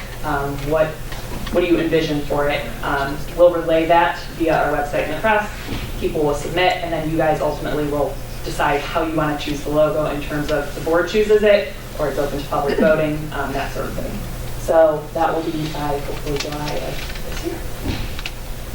Any questions? I think it's great to have the community involved in doing it. I know the first logo that this district had was designed by a student, so I think if we can stay along those lines, I think it'd be phenomenal. We've seen some great artwork come out of these schools. I can't take full credit for the student suggestion. The community member reached out and made that suggestion. Okay, yeah, great. Good to hear that we're getting input. So. Yeah. Okay, thank you. Okay, and the last piece for tonight, human resources. All right, human resources, our first goal that we came up with as a group was to promote continuous staff development for all employees. I think the key phrase there is all employees. Yes, of course, teachers consist about 400 of our 820 staff members or so. But it's important that all of our staff learn the most recent trends, if that's Mr. Leone's mechanics being the most effective way to repair a bus, or the classroom teacher being up to date on the most effective ways of instructing a particular concept. So the first phase that we're going to address this is review our current plans. That would be a combination of the various directors when it comes to the administration, going through and looking at what do we already do, what do we do for our food service workers, what do we do for our maintenance men, what do we do for our teachers, just coming up and putting down what exactly do we do. Kind of the second phase of that is survey the staff. The staff really, they're the consumers of this, and we thought it was important that our staff gets an opportunity to tell us, what are we doing well, everything from how it's being presented, when it's being presented, then of course kind of what do you want, what are you looking for, what do you want to learn about? So that's kind of the next phase of that. As we transition now, we want to create committees of our employees to start to develop how we are going to get this material to our staff. As we all know, we've even seen it in higher education, and even it's spread a lot of different places with various forms, from online to in person to you name it. We want to give our staff an opportunity to kind of tell us and help guide us to how do they want to learn and what do they want to learn about. Technology always tends to be one that pops up, but technology runs the gamut. How can we use technology in our maintenance department? Mr. Wilkie's done a great job bringing School Dude, even though the name's a little funky, School Dude, and which has been a great tool to help us keep an eye on and monitor what we're doing. So we want to get those committees together and come up with a plan that works for everyone. Goal 2 is to recruit and retain qualified staff with diverse experiences. And this is definitely one of the trickier things that we have to get into. We are a people business. Everything rotates around our people. That's our greatest asset we have here at Lincoln, the students and the people that work here and the community that's involved. So it's important for us to be able to investigate and get the best people we can working for our school district. So we will go in and investigate different recruitment strategies, look at different resources to get the highly qualified, diverse workforce here at Lincoln. The kids deserve the best, and it's our job to go out and get the best. So I'll work with the various directors that are involved with employment, also with our department chairs when it comes to hiring of teachers. We will review our hiring and induction process, because I think the key here is to retain, which we do a really good job of retaining our staff. When people want to work here, we keep them here. But it's important that we still continue to review that, and we're meeting the needs of the new staff coming in. No matter what category of employee they are, if that's from bringing in a new custodian to bringing in a brand new assistant superintendent. We've got to train those people on how things work, from the basics of how do you take a day off to, how do you operate a particular piece of machinery. It's important that we do that and make that part of our induction process and our hiring process. Finally, I believe Dr. Tingley mentioned this earlier this evening, it's the creation of a benefits committee. That was definitely one thing that was discussed in our group at strategic planning. Is something that's very important. As we all know, benefits is a big expenditure for the district. And it's something that we've done a very good job of getting ourselves into a position where our benefits are really turned into a big asset for us. I'll speak for transportation. One of our biggest draws for drivers and we get high quality drivers that come work for us, people that really are vested people. Most of our drivers live in our own community. They come here because of the benefits that we offer with our position. So I think it's important that we create this committee, get in there and make it work as best for the entire staff and as best for the community as possible. Anybody have any questions? Have we ever done a survey of the staff in terms of professional development? We did, the last one we did was 4 years ago. And Okay. and really what they were concerned about and worried about was that new evaluation tool. So that really drove a lot of our professional development for a year or so. kind of nice to be past that and go back to just pure teaching and learning. So, I thought we had done. yeah, Amy's doing one right now. She's got one this spring that she started. Yeah, it was, again, just, you can see already, this is only 2 months ago that we were in that weekend, and I remember Dee saying in our group, worst thing would be if this just sits on a shelf somewhere, and boy, we've hit the ground running, and I think it's a great start. Yes, thank you all for all your hard work and dedication to that plan. Appreciate that immensely. Policies, second. We just need an approval. Oh, I'm so sorry. Yes. We have a motion to approve. We have a second. Second. Any discussion on the strategic plan? Let's go ahead and have roll call. All right. Mrs. Lutz? Aye. Mr. Kozel? Aye. Mr. Lucetti? Aye. Mr. Kirkland? Aye. Mr. Costick? Aye. Mr. Lulo? Aye. Mrs. Molinari? Aye. Policy, second readings on the policy. Second reading, as I had said, is the largest press packet in the history of press. It's huge. Yeah, they told us that. Linda's done an incredible job. We have almost all of our policies ready to go on board docs. We're going through now and cross-referencing all the legal references. The next step is to look at the administrative procedures, but we're really in a pretty good place. And I think in the next 2 months, 2 to 3 months, we'll have everything done and finished. And at first, we thought it would be a 6-month endeavor. So, excellent job there. Does anyone have any questions on this current batch of policies or updates? This would include the Inspector General policy. If approved, then I would begin the process now of developing a couple different names to bring forward for consideration, but I would want this policy in place and up and running certainly July 1 at the latest, but I think we can move that along pretty quickly. Do we have to worry about the approval of this policy and not having someone in place and having a gap there?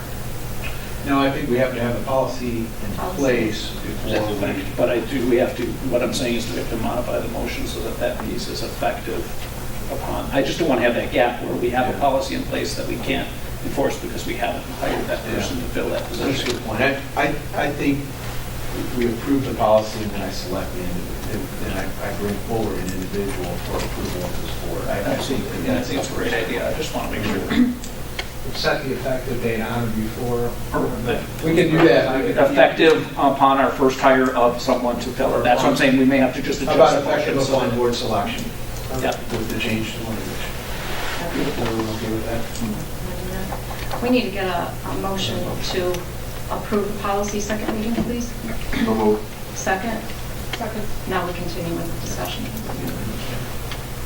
With the amendment on those policies. Inspector You General. got that one? Who seconded? I did. And thank you. Christine? Any further discussion? I don't mean to curtail the discussion, but I want to get the motion on the table. Everybody good? All those in- Would we have that next meeting then, do you think? Is that reasonable? Might have something? Great. Okay, can we have a roll call, please? Yes. Mrs. Lutz? Aye. Mr. Kozel? Aye. Mr. Lucetti? Aye. Mr. Kirkland? Aye. Mr. Costick? Aye. Mr. Lulo? Aye. Mrs. Molinari? Aye. Registration fees for the 2017-2018 school year. Okay, what I provided is just a comparison to other districts.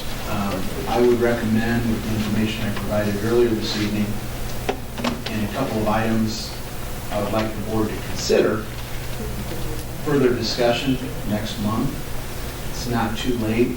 The timing is appropriate. The changes that I would propose at this time would be an increase in the technology resource of $10.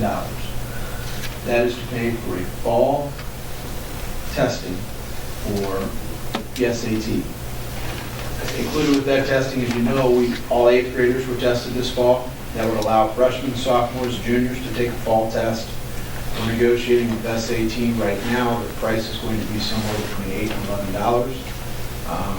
So we would assess every freshman, sophomore, and junior that $10 increase for instructional materials. That would then give them access to their test. Tim, do they get the booklet back at the end of it? They can, and they get that really nice 4-page And then they get to print out the things they did well, things they And on did. our end, we will track progress from 8th grade to 9th grade and see where the holes are. Yeah. Crucial. In the past, that's been a by choice for freshmen and sophomores. We don't have every student there. And this year, we would just do an all-school testing day on that day.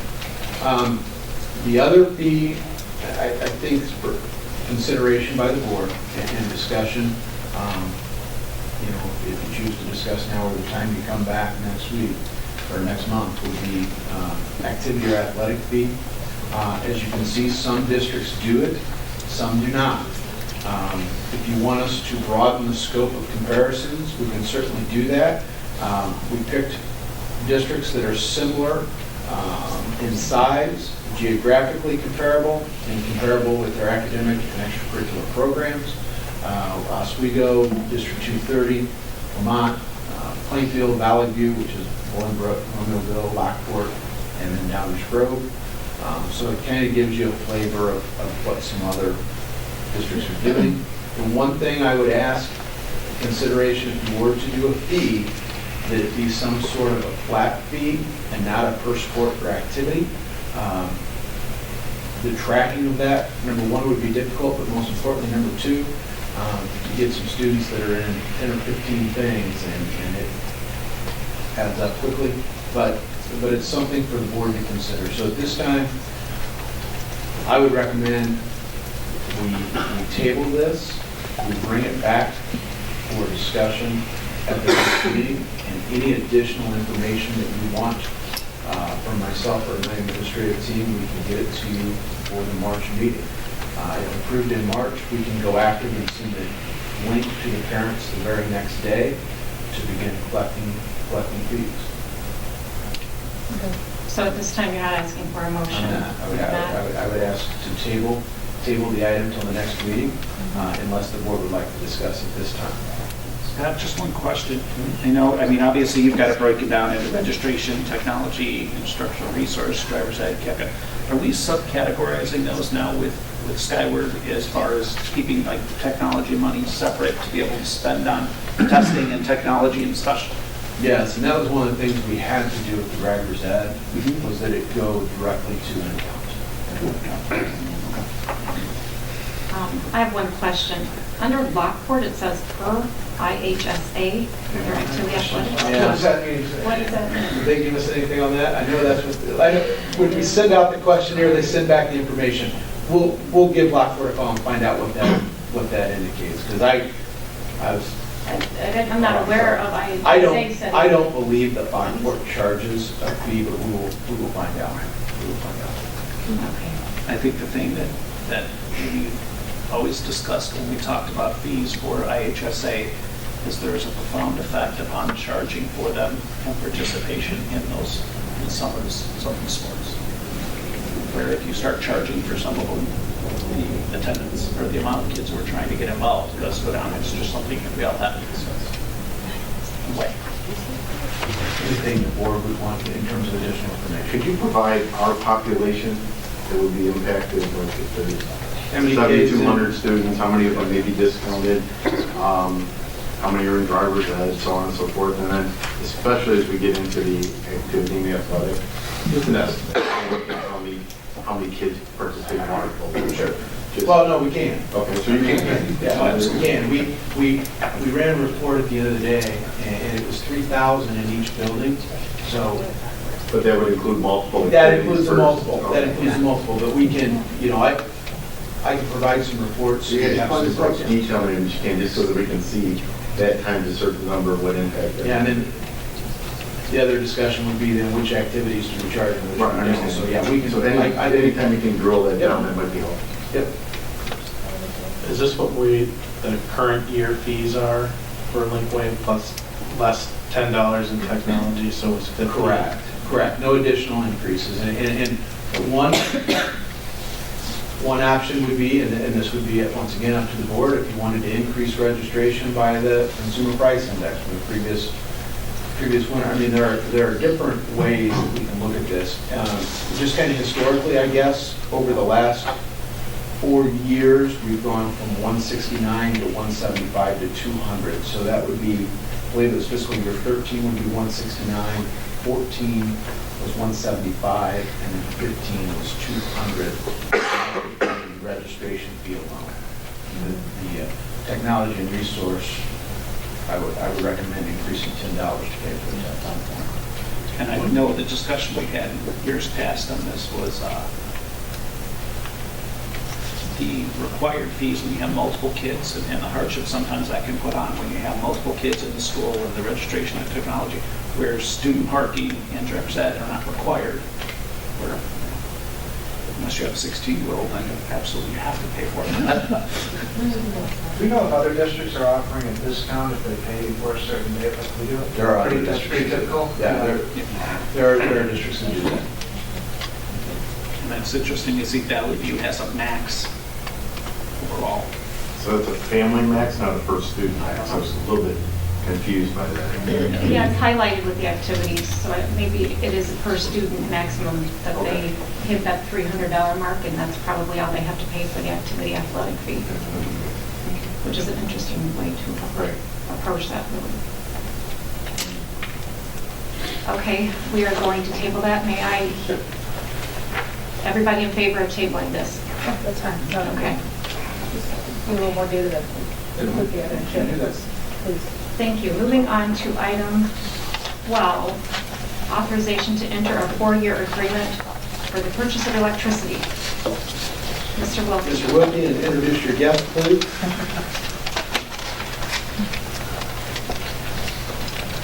Yes, for the past couple of months, we've been talking at this meeting, at the finance meeting, about the operations where we're running our cogen and attempting to reduce our capacity tags at the high schools in order to obtain better rates on our electricity.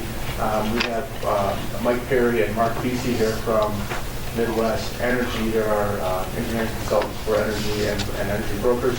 And they're going to talk a little bit about the cogen operation and about an opportunity we have with an electricity purchase contract.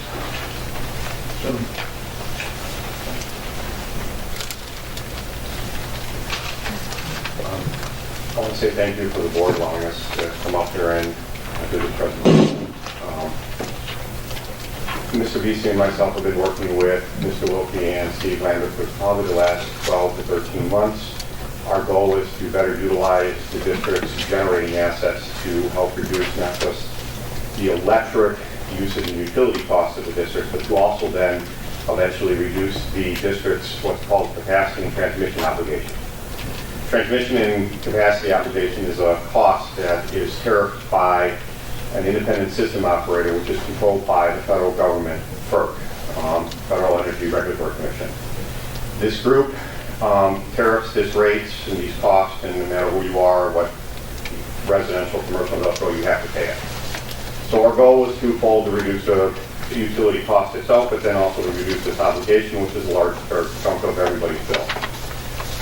This determination of the obligation for every commercial customer is done through the summer, and then the final numbers are released to the public and to everybody, usually the first week of December if everything goes well.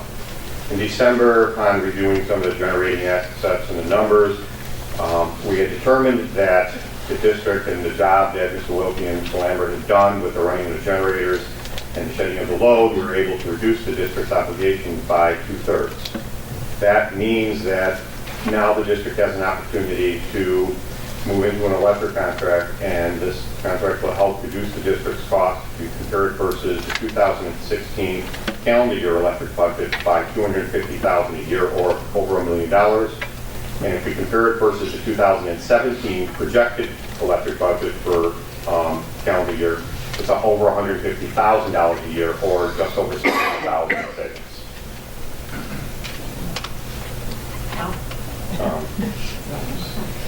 $600,000 over what period of time? Over the 4-year period. Okay, 4-year period. And just for clarification, we spent quite a bit of time on this on the Finance and Building Committee meeting, as you guys were there. And it was the recommendation of that committee to bring that forward to the board for approval. It was unanimous, wasn't it? Yeah, it was unanimous. I mean, it's amazing when you see the next closest bid was $600,000 the other way, so the difference between the two bids was about 1.6 million over 4 years, which was very significant. It's great to see having those generators to be able to do these things. Do you want to explain why there's such a big difference I'm between going the bid? to hold Oh, on sorry. just a second, please. Can we get a motion on the table? Can we have a motion to authorize to enter the 4-year agreement for the purchase of electricity, please? So Motion? moved. From Direct Energy. From Direct Energy. From Direct Energy. Thank you. So moved. Second? Second. Now you may ask your question. So sorry, Mr. Buccioni. No, that's my fault. Can you explain why there's such a big difference between Direct and all the other companies? The reason why there is such a big discrepancy between them all is capacity has become a very large part of a customer's bill, and therefore it's a large part of every supplier who comes out there. Over the next 4 years, it's going up over 130%. That increase itself has made a number of the largest other large suppliers who guarantee and lock everything in to change their pricing model. The pricing model is how they come about determining the cost. Direct Energy being one of the largest suppliers that's out there, they do business throughout the whole United States, everywhere where it's going to be regulated. They have not changed their pricing model. Because their portfolio is so large, they have taken the philosophy that they may be down on some accounts, but they're going to be over on other accounts, and it just balances itself out. At the end of the day, they don't determine, when the government submits this pricing or the cost for capacity and transmission, they don't submit it on an account basis. So Direct Energy does not see whatsoever Lincoln Way's obligation. They see Direct Energy's portfolio obligation, which is all of the portfolio throughout the whole United States. So for them, they made a decision that because they're so large and have so many of them, the cost of them redoing all of the models across all of the United States just is not a big deal to them. It's costly. So they decided to do it more like, I don't know, like a statistical basis where they're going to be up on some and down on some. The rest of the suppliers that sit out there over the last month and a half, 2 months have changed their position. They have redone it. They have gone to more of where they don't look at the obligation that the government is submitting. They look at an individual's account's largest demand. By doing that, they come out to be considerably higher than everybody else. In the case of Direct Energy, if you lock in their contract, it's locked. There is not a chance for them to change the PLC. It's written in their contract that that's not considered any type of a change law. Does that answer the question? So does this contract require us to keep running the generators? No. So you've created the anomaly, have been part of creating this anomaly, and it'll be in effect for the next 4 years. I don't want to say regardless, but what's the downside of locking this in for 4 years? There really isn't. I mean, there's a couple components. One is like the supply component, which is kind of market driven. And that part of it is the pricing nowadays on the supply is the same level as 2003. So you're kind of hitting it at the low part, a good historically low part in the market. As far as capacity and transmission, the concern is that Direct Energy may start using a different model like some of the other suppliers and start using these capacity application numbers in their calculations as opposed to, or to switch to looking at people's demands. So it's just the ideal time to lock it in for 4, we're in, and then we'll deal with that on the 49th month. Right. Yeah, I mean, our goal is to still potentially use load shedding and potentially look at running generators on specific days in the summer where they're going to be considered some of the obligation days that the independent system operator and ComEd are going to use.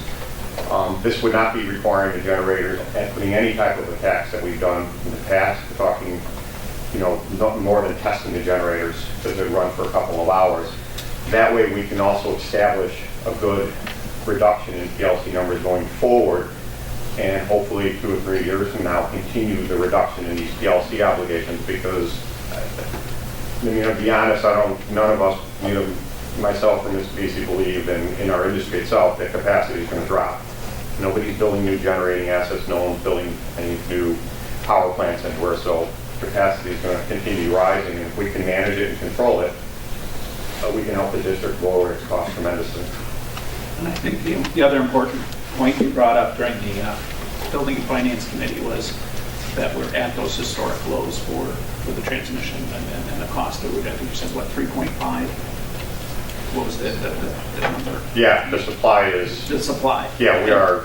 And that's right at, in your professional opinion, is just about at the cost of what it costs them to actually, it can't drive much lower, and that's pretty well the only risk we're running, is that it could go lower, but it goes then beyond their expense. Yeah, I mean, when we talked about, and I should have clarified this, when we talked about, the supply being in the 3.5s range, that is the retail supply. Right. On the wholesale side, the wholesalers are producing it in the 2 cents, 2.5, 2.8 range. So moving it from wholesale to retail is that difference, because you're not buying it at wholesale, you're buying it 100 megawatt blocks, which is twice the size of Chicago. So being that the wholesalers are producing at that and having to sell it at that rate, it's hard for them to go much lower. And like I said, it's back in ComEd days before they deregulated, the average cost just of the energy alone for on-peak and off-peak, if you took a general average, was $3.7.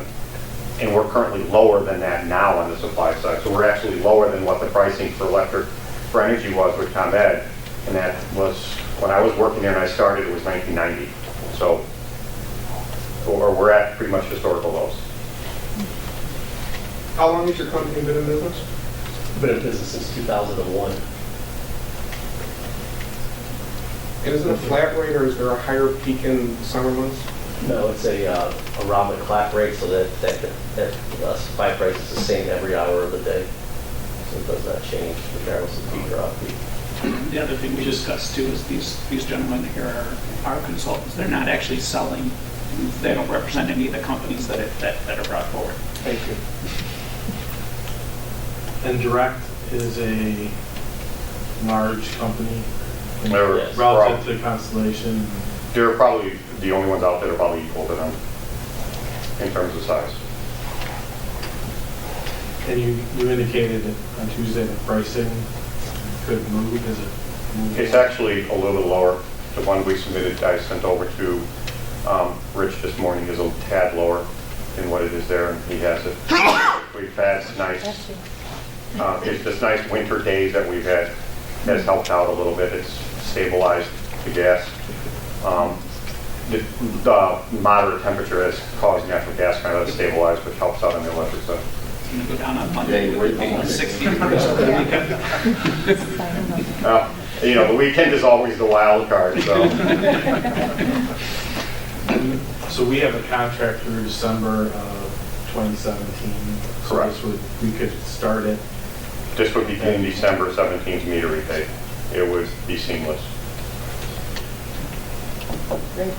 Anything further? Thank you, Mr. Perry, Mr. Beeson. Thank you very much for hanging around for a few hours there. Roll call, please. Mrs. Glatz? Aye. Mr. Kozel? Aye. Mr. Lucetti? Aye. Mr. Kirby? Aye. Mr. Costick? Aye. Mr. Lulo? Aye. Mrs. Molinari? Aye. And just one point of clarification, we want that lower price that you got this morning too. That's part of the amendment. Report of the, going on to informational items, section F, report of the Lincoln Way Special Ed District 843 Governing Board meeting held on January 24th. I attended that meeting. Day-to-day operations is pretty much business as usual. The next 4 to 6 weeks, though, Dr. Tingley and myself will be assisting 843. There's 2 unions there, one for the teachers and one for the social workers, and they're in the midst of 2 years of a 4-year contract. We're going to be working with them to negotiate salary and benefits for the remaining of the 2 years. As that unfolds and is revealed, I'll keep you guys up to date month to month. That concludes my report. Thank you. FOIA requests. We have seen an uptick in FOIAs, 22 this past month. We provided the backup materials for your review. Judy Fabian was treated as a recurrent requester with 12 requests. After the response to the current requester, we received those Same FOIAs, all from individuals, so we'll still respond to those. We're working through those now, but certainly an uptick in our FOIAs, and we'll continue to work through those and have those, continue to have the FOIA requests posted. Thank you. The 2016 audit findings review, number 11. Number 11 dealt with collateralization, being fully collateralized with Old Second Bank, and essentially what that means is them covering our largest day, and those are when payrolls, bills, that money is moved from Illinois funds into Old Second Bank. We received confirmation that they will look at our last year to 2 years of activity. They will fully collateralize. We get an update. Kelly gets a statement every month. So when we receive our statement for the month of February, we'll check to make sure we are at that number. And then that information will then be provided to our accountant at the next audit. Kelly, anything to add on that? No. Questions? And we discussed this at the Building and Finance meeting on Tuesday as well. Building and grounds report. Mr. Wilk.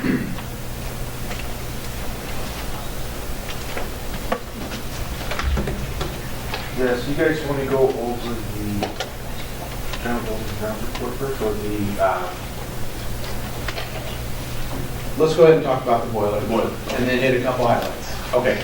So basically, with the B-wing boiler here at Central, we had a couple options. The finance committee had ruled out the option of repairing the older units, and we were left with two options. One was to replace the boilers in the B-wing in place, and the other was to expand the central main boiler room and do additional piping to pick up that wing of the building. Basically, you felt you didn't have enough information, wanted a cost-benefit analysis, comparing the two options, and I did the best I could with that, with some estimated construction costs and maintenance costs. Maintenance costs are kind of difficult to predict accurately over a 40-year lifespan of the equipment. Construction costs are equally as difficult, but I had some help from our engineer. He thought the figures that we used were reasonable for construction. So basically, it's cheaper for us today to replace the boilers in place in the B-wing by around $270,000.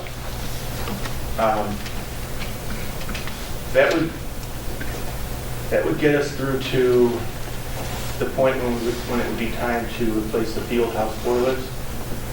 At that time, the investment to replace the field house boilers would be more expensive. Putting that option over the life of the equipment more expensive by a couple $100,000, $230,000 approximately.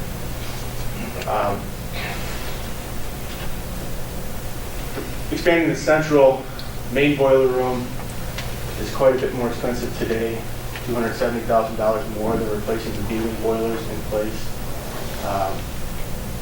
But then that would, out into 2034, I believe it was, that would allow us not to replace the field house boilers and just do some piping to eliminate the field house boiler room, resulting in projected savings over the life of the equipment of approximately $230,000. So really, the question is, do we need $270,000 in capital money in FY18, or do we need that money in 2034 when it comes time for the construction of the field house boilers, or the replacement of the field house boilers? As I said at the finance committee meeting, construction costs are estimates and maintenance costs are estimates. Over the 40-year span, we're talking about potential for $230,000 worth of savings, which is not guaranteed. It would be my recommendation to replace the boilers in place in the B-wing for the savings in FY18 of $270,000. So the process, we would go to bid and bring that bid back to the board with any, before moving forward, certainly. We would also then have in that calculation what cost of insurance, anything that would be part of covering the cost of those replacement ones. Yes, we're not asking to approve any work today. We're looking for a direction. Looking for a direction so we can go to bid and then get the prices, and then if the price comes back completely out of whack of what the engineers and architects had indicated, then we have to have a different conversation. But I think until we go to bid, And a quick summary too of what we talked about in the finance meeting, and maybe moving along here a little bit. You know, the recommendation of the finance committee was to replace the boilers back down in the north building in place, because a couple of things that we talked about is that based upon your investigation, the efficiency of putting them here or there, or the efficiency of the actual boilers was about the same. Correct. Our engineer feels that neither one is more energy efficient than the other. And to back up what you said, over the 40 years, spending that extra 270 now to save 230 on the other side, 40 years from now, it just doesn't make sense. I guess the only thing I can throw out that calculation is there was a catastrophic failure of the boilers in the field house, unexpected, which obviously... There's lots of what-if scenarios yeah, that we talk about. But physical operation. Yeah, of course, but that's not anything, but that would seem to be the only thing that could skew that whole thing, but obviously that's not what we're anticipating happening, so. I'm fine with that direction. Okay, so that direction too. Yeah, I mean, all the savings are in and how it's modeled out are in 2034, where you spend $475 to replace the boiler instead of $150 to have the piping. I mean, you take the net present value of that back to,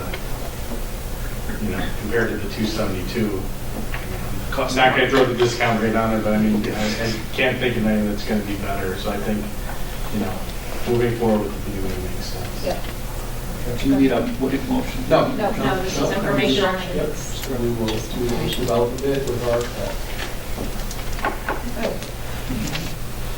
Rich, just an overview of the buildings and grounds, please. Okay, buildings and grounds report. Sorry. We all know what this report is. We're comparing our expenditures in the areas of services and supplies and utilities from this year to the previous fiscal year. Electricity costs are down approximately $238,000. Most of that has been realized at North. We've saved small amounts of electricity cost at Central, East, and West. Although even though the demand has been higher and the cost per kilowatt hour has been higher, we've been able to reduce the usage and that's realized some small savings. Natural gas costs are up $102,000 as a result of running the cogen plants and a higher heating demand in December. Water usage, we were attributing the increase in water usage at Central to enrollment, but when you look at the enrollment, it really doesn't make sense. And when we did the mid-year water analysis, it proves that the water usage is actually down 13% at Central, but the cost is up due to a rate increase that happened in January of 16. Water usage, however, is up at East and West, about half the percentage of the actual cost increase. They also had rate increases the previous year. Waste removal costs continue to be lower. Cleaning service costs are down $119,000, almost $120,000. Lawn care costs are down $23,198. We've been saying all along that lawn care, we're hoping by the end of the fiscal year will be a savings. We're still hopeful that that will happen. When we went to the per occurrence structure of the bid, we had a pretty warm fall. We're cutting well into November. And if the spring comes early, we may have to cut a little bit earlier and perform some duties a little bit earlier. So we'll continue to monitor that pretty closely. Overall, supplies and services are a little bit unpredictable because of the timing of invoices. We do know that at Lincoln Way East, in February or March, we will pay an invoice to repair the generator, so we'll see a large increase there at East. But overall for the year, we seem to be making appropriate progress towards our original estimate of savings for closing of the North High School, approximately $412,000, where 64% of the estimated savings have been realized and 58% of the fiscal year. Rich, one quick question. When we look at the water usage, when you look at East, we still run softeners over East, correct? Currently, we do not have a softener running at East. That's one of the projects that is on our conceptual facilities plan, and we intend to have it on the plan as we move forward. I understand that would be useful to see that in that usage, so we can do a comparison that's more of an apples to apples comparison between the different campuses. There's no softener at Central currently. West does have softener. Thank you, Mr. Boogie.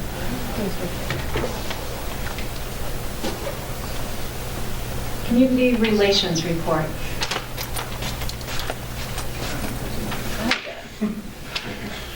District 210 students from all 3 schools placed in 8 of the top 10 spots for the regional bridge contest, and 2 of our students qualified for nationals.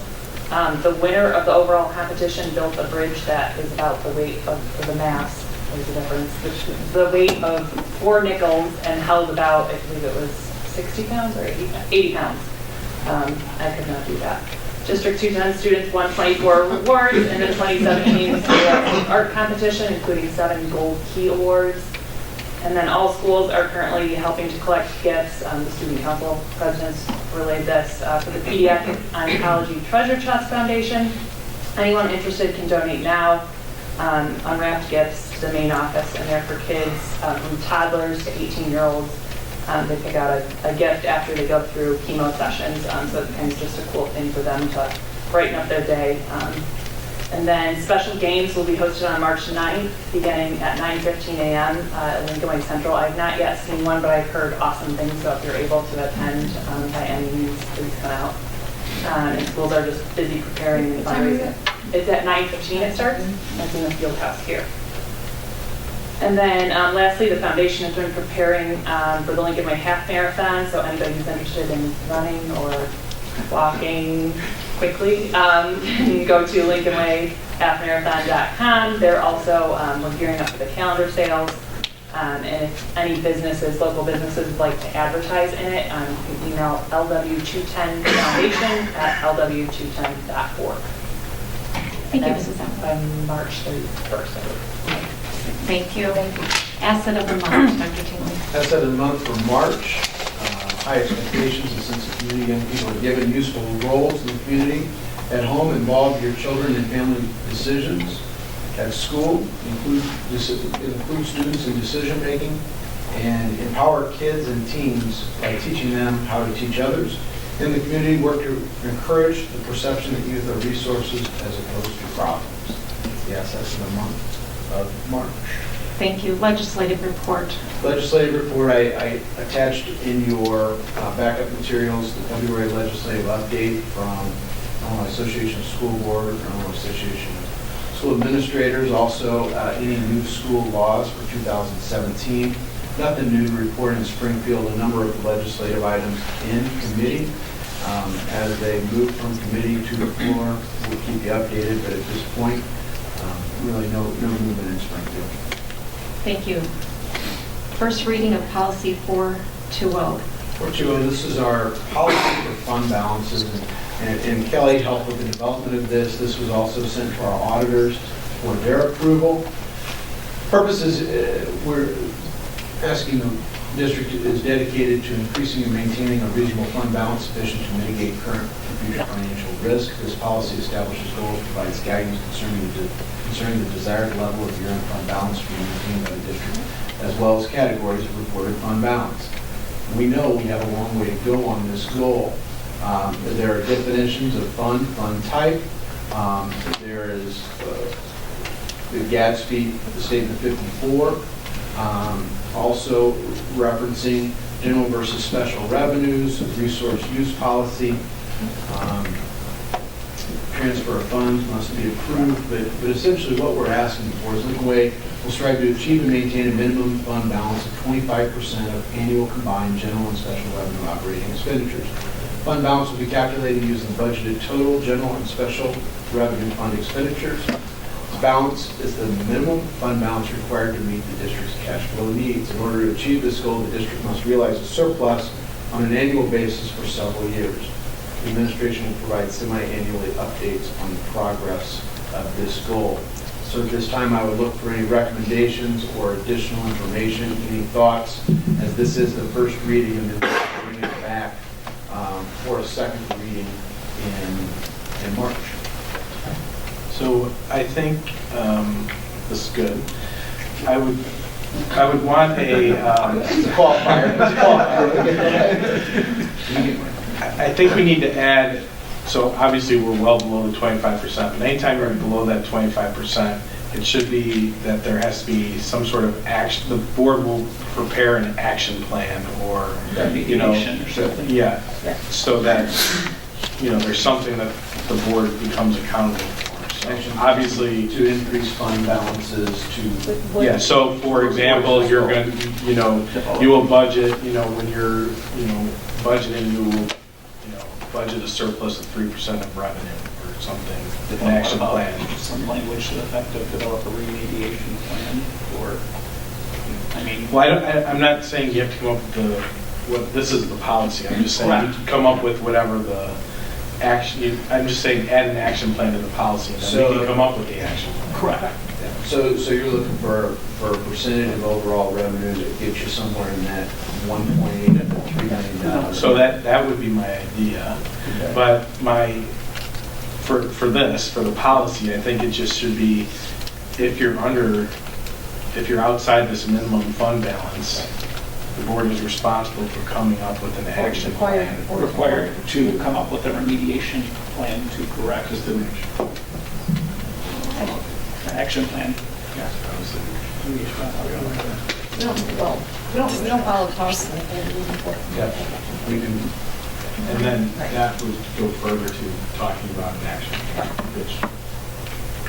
We're having the second reading next month, we could then maybe put on the agenda to come up with our action plan. I think this is just an obvious question, but I want to make sure that our fund balances don't include borrowed funds. Correct. It would be our cash. But it's not specifically stated. I'll specify that it's a district. Right. Yes. Yes, it's not borrowing. It says general and special revenue operating. Right, I agree. I agree. That's to make sure nobody can split hair here. Well, I just want to make sure. And then to Chris's point, if we are in violation of this policy or any policy, where is that, like, how does that get communicated?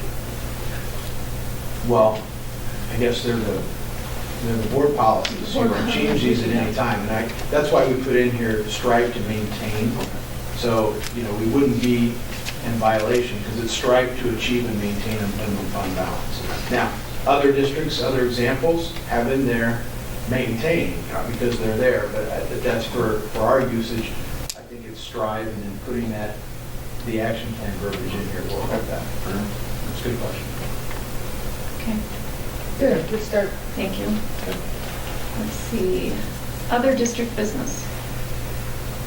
Someone had it.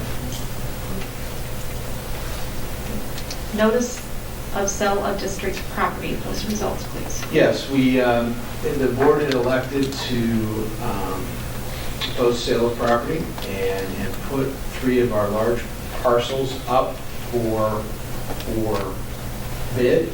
The bids were opened yesterday at 3 o'clock as specified in the notice. There were successful bids for all 3 properties in terms of willingness to meet the minimum price. So, the Manhattan property met the minimum price. We'll pull it up here real quick. Sorry.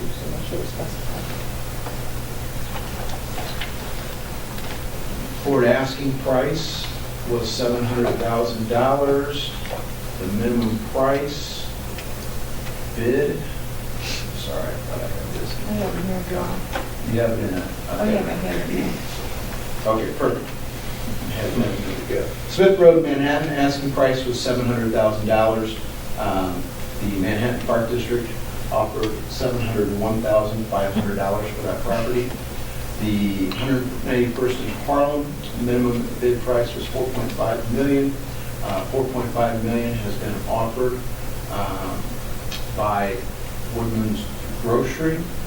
And then the property at West Manhattan Road in Manhattan, minimum bid asking price was $1.2 million. $1,250,000 was offered, and it was offered by Speece Farms. And so at this point, as the board has formally approved the notice of sale, bids have been met, it would be incumbent upon the administration to work with the board attorney to put together contracts that would meet that minimum bid threshold and bring it back to the board for approval. So unless there are any objections, I would work with the board attorney to develop contracts that would meet the minimum bid price, and then bring those contracts, finalized contracts, back to the board to either approve or reject at that time. Any thoughts? Just Frank, you're just looking for approval.